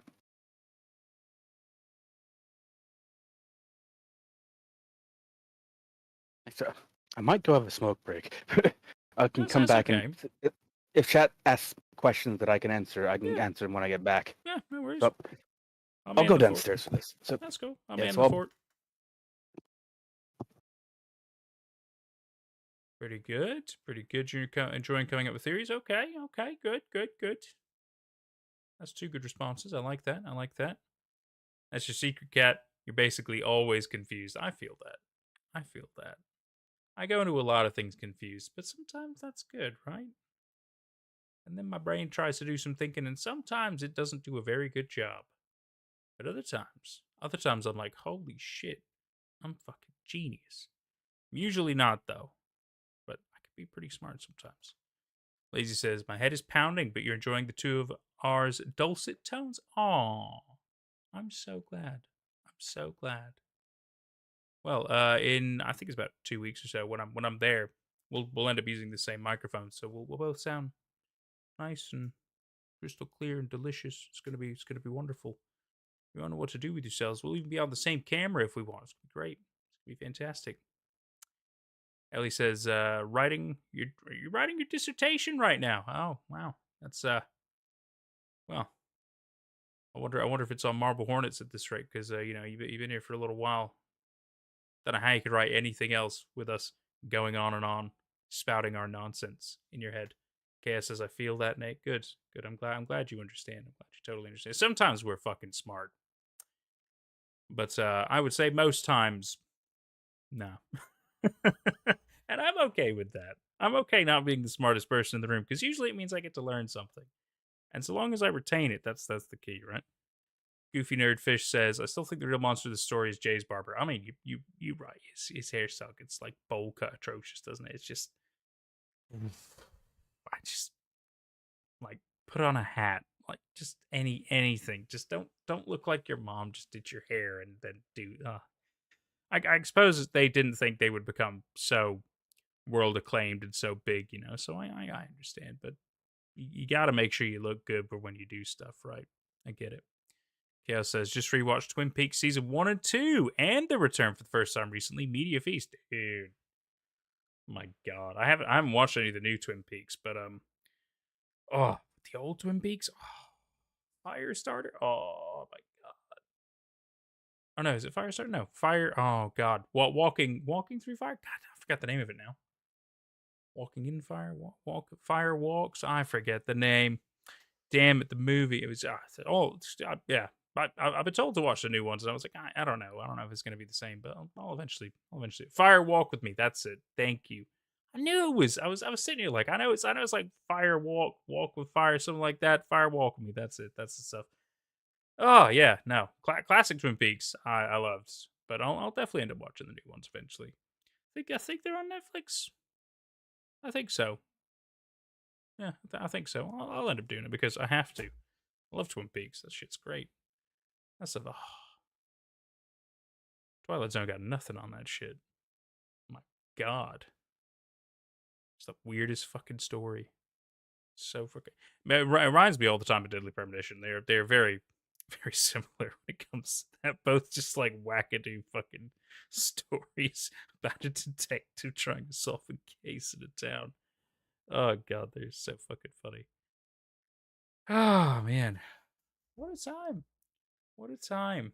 This has been crazy. We'll wait for him to come back before we properly wrap up. But then we also need to show off. We need to do our little credits where we're going to show off his website, so you can check out his stuff there. And then for the background that we've got currently in this one, we got it courtesy of Ellie through Jordan, and we're going to share her Tumblr as well, so you can go support some fantastic people who help us do what we do. Obviously, you can support me in every place that I do stuff. I've got a kind of website coming, but it's not quite finished yet. There's also a couple of other things I'm working on at the moment, but I'm not going to share all that with you yet. But some cool ideas. Cool ideas. Apparently, it's not. You got it on Fandango on sale. Oh, okay. I'll find it. I'm sure I can find it. I have my ways. The background's really good. I did kind of darken it, but yeah, it's just because I didn't want it to clash too much and take us away, and pull us out too much. So that's all. But I think it's a great background. I think it's a lovely image. I wonder if I can show it a little more properly on screen. I probably can if I were to do this. Here, we're gonna cheat this system for just a second. I'm gonna put it straight to the top. You ready for this? Boom. Wow. It is stretched and it is a little darkened, but that's the only things I've done. So it's cool. It's cool, and that is so I've popped the Tumblr in the description. In the description below, Ellie's Tumblr, if you want to go check out more cool photos and artwork. I want to say ? I'm not sure if there's artwork as well. I know there are photos. Definitely worth a check out. Absolutely. For Jordan, I'd love to do it when he's here, so I'll wait a little bit. You mostly right. I feel that. I mostly narrate, so I've got a couple of stories, but I haven't put them all out yet because some of them are still works in progress. But I will inevitably share some of that stuff with people because it's just good to embarrass myself. But I've got one that's really in the works. It's a big one. But yet again, I can't share any details yet because it'll spoil things. Chaos says, not me wanting to take a nap wherever that is like a gremlin. I feel that. Good old Nate narrates. They ain't never gonna stop. Nate's always gonna narrate something. People want my voice. I'm gonna give it to them. You know, there's always a new story every single week, every Wednesday. Otherwise, I'm gonna try to do a little bit more Nate investigates kind of stuff where we just cover specific topics. I'm gonna try to do one on the mummies of Venzone. It might be Venzone. I don't know how to pronounce it, but it's pretty creepy. It's pretty wild and creepy. Just the fact that they have like mummified remains of their relatives and they're happy to show them off, and it's like that's pretty weird, man. It's pretty freaking weird. Oh, okay, Jordan's back. Well, he's been focusing on a degree, so you've not been running creative recently. I get that. Get busy times. And Chaos says your voice is pretty awesome. Thank you, Chaos. I'm here now again. He's here. Good. So it's been a lot of a random chatting and a little bit of a Twin Peaks gushing, and then a little bit of plugging of things, including Ellie's photo of the background and mentioning of the Tumblr. But we're also going to mention your website here, which is also in the description below. This is dj32.neocities.org if you want to support my brother Jordan and his work. He's got an entire website where you can check out everything he does, including quite a number I'm of... still updated. I update it regularly. I've got all my stories are linked to on there. Most of them are hosted on the website. I'm still working on hosting the rest of them. Just it takes a lot of work. I've got to do all the HTML myself, and I'm also learning CSS and learning JavaScript by doing it. All my music's hosted on there. I write a lot of music. I've only recently got around to making a proper JavaScript music player where you can choose the track. I have a little track list. You just click on a track and it plays. It took years to figure out how to do that, and even then, I still have to rip somebody else's code, but then tweak it to my specifications. It took a long time just to figure out how to do that. Although I haven't quite implemented that publicly yet. I've got it privately working, and I'm currently working on bringing it public. I'm gonna have specific pages for all that, but I'll probably work on that next over the weekend. But yeah, I've got a website, a lot of stuff on there. Stories I'm very proud of. There's some horror stories of stuff that involved Slenderman, because I was a big fan of Slenderman back in the day. Cool. And then this is Ellie's Tumblr here, Springtime Bat. Looks like it's a pretty cool page. I like the red background. Oh, that's a lovely sunset picture. That's a freaking doozy. You gotta love a good thematic picture. That's awesome. Oh yeah, you got all kinds of stuff down here. Fantastic. Oh man, I just learned the Russian word for ladybug translates to God's little cow. Funny. That's so cool. I love that. That's awesome. But yes, you can support these lovely people at these places. That is the best way to do it. For me, obviously, YouTube is pretty much the easiest way to do it until I have the other social things properly working. Because some of them don't work all the time, and it's a real pain in my ass. So, yeah. I can't help it. I don't really get a choice in these things. Let's see. Okay. I'll take us back here just so it's a nice dark screen. That didn't work as intended. There we go. Nope. It got worse. There we go. That's better. Okay, at least it's a dark screen. Oh, man. The photos from the Texas Chainsaw Massacre ZD? XD. There's a typo. Oh, XD. Right, the face. Yeah, gotcha. I was sitting here like this. Well, this is a Texas Chainsaw Massacre with a weird title. I was very confused for a minute there. That makes more sense in my head. Yeah, the ladybug thing is pretty classic Tumblr. It feels like it. I like Tumblr. I just don't have one and I don't really use it. But I like seeing posts that come from it. They tend to be quite pleasant. Which is nice. It's very refreshing. Not like other social media platforms. Well, yeah, everybody, we certainly hope that you've had a wonderful time with us, because we've had a lot of fun with you. We've had a lot of fun discussing and letting us ramble and have a good time. It's been great. There may very well be a Texas Chainsaw ZD. There could be. I appreciate people listening to me. I don't know. I do think I've thought a lot about Marble Hornets over the years, and I've definitely crystallized a lot of my opinions on it, or my speculations on it. I don't wander too far from what I already understand about it, but I still appreciate people like hearing me out. People having fun outside. How dare they? You know what? But before we hang up the call, this is a question for you and a question for chat. Mm-hmm.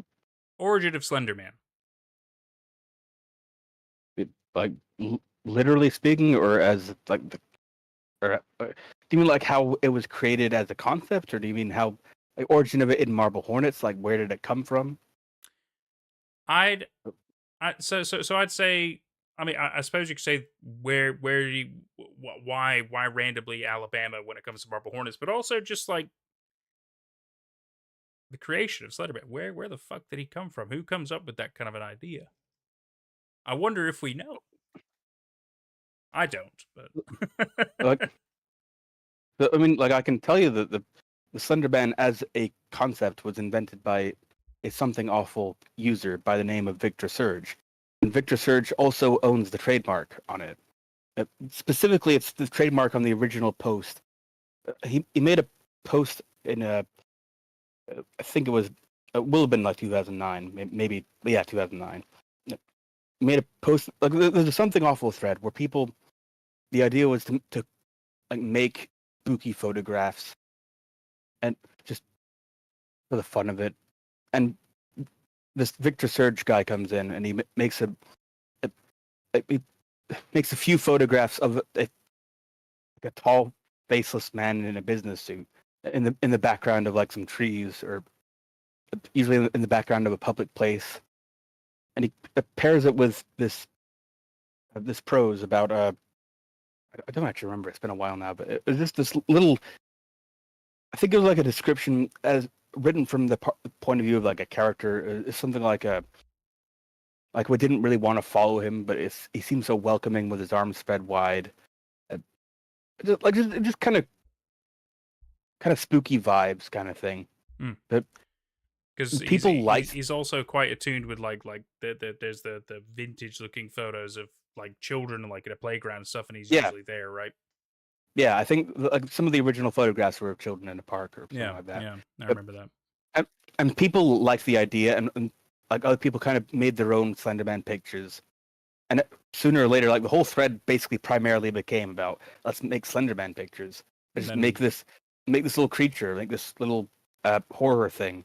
Come up with how he works and what he does. Mm-hmm. Yeah, it was.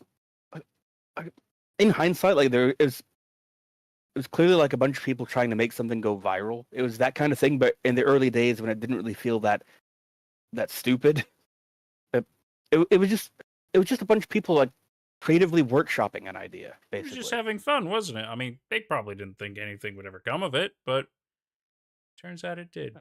And sometimes that's how it works, you know? You do something, maybe it's stupid, but give it a bit of time, and then all of a sudden, actually, people think it's pretty fucking cool. Also, it haunts them. I know that Troy Wagner, the creator of Marble Hornets, was he frequented that thread, so he followed along with its creation, and he saw like his photographs were really cool, but nobody had, and people had ideas of how it might appear on a video camera, but nobody had done anything with that. So Troy wanted to make some actual videos for it, and that's the origin of Marble Hornets. He made it specifically for that thread, and he posted the first few entries on that thread. But it spun off into becoming its own little identity, its own little IP. And as a matter of fact, there's now basically 3 creators of Marble Hornets, like the people who play Jay, Alex, and Tim. But and I think maybe Tim wasn't involved with this one. I know that like Troy and Joseph, like Jay and Alex, that they co-wrote the video game Slender: The Arrival, which is a sequel to the 8 Pages. Yeah. And I think like Mark Hadley sought them out because they were the Marble Hornets guys. They wanted to, if they were going to do a proper video game on the Slenderman, they wanted these guys who have been writing stuff for the Slenderman to do it for them. Also, actually, fun fact, like Mark Hadley, who created Slender: The 8 Pages and Slender: The Arrival, he's one of the musicians for Homestuck. That keeps coming up. It all Like comes back to Homestuck is Homestuck. everywhere. Yeah. It all comes back to fucking Homestuck.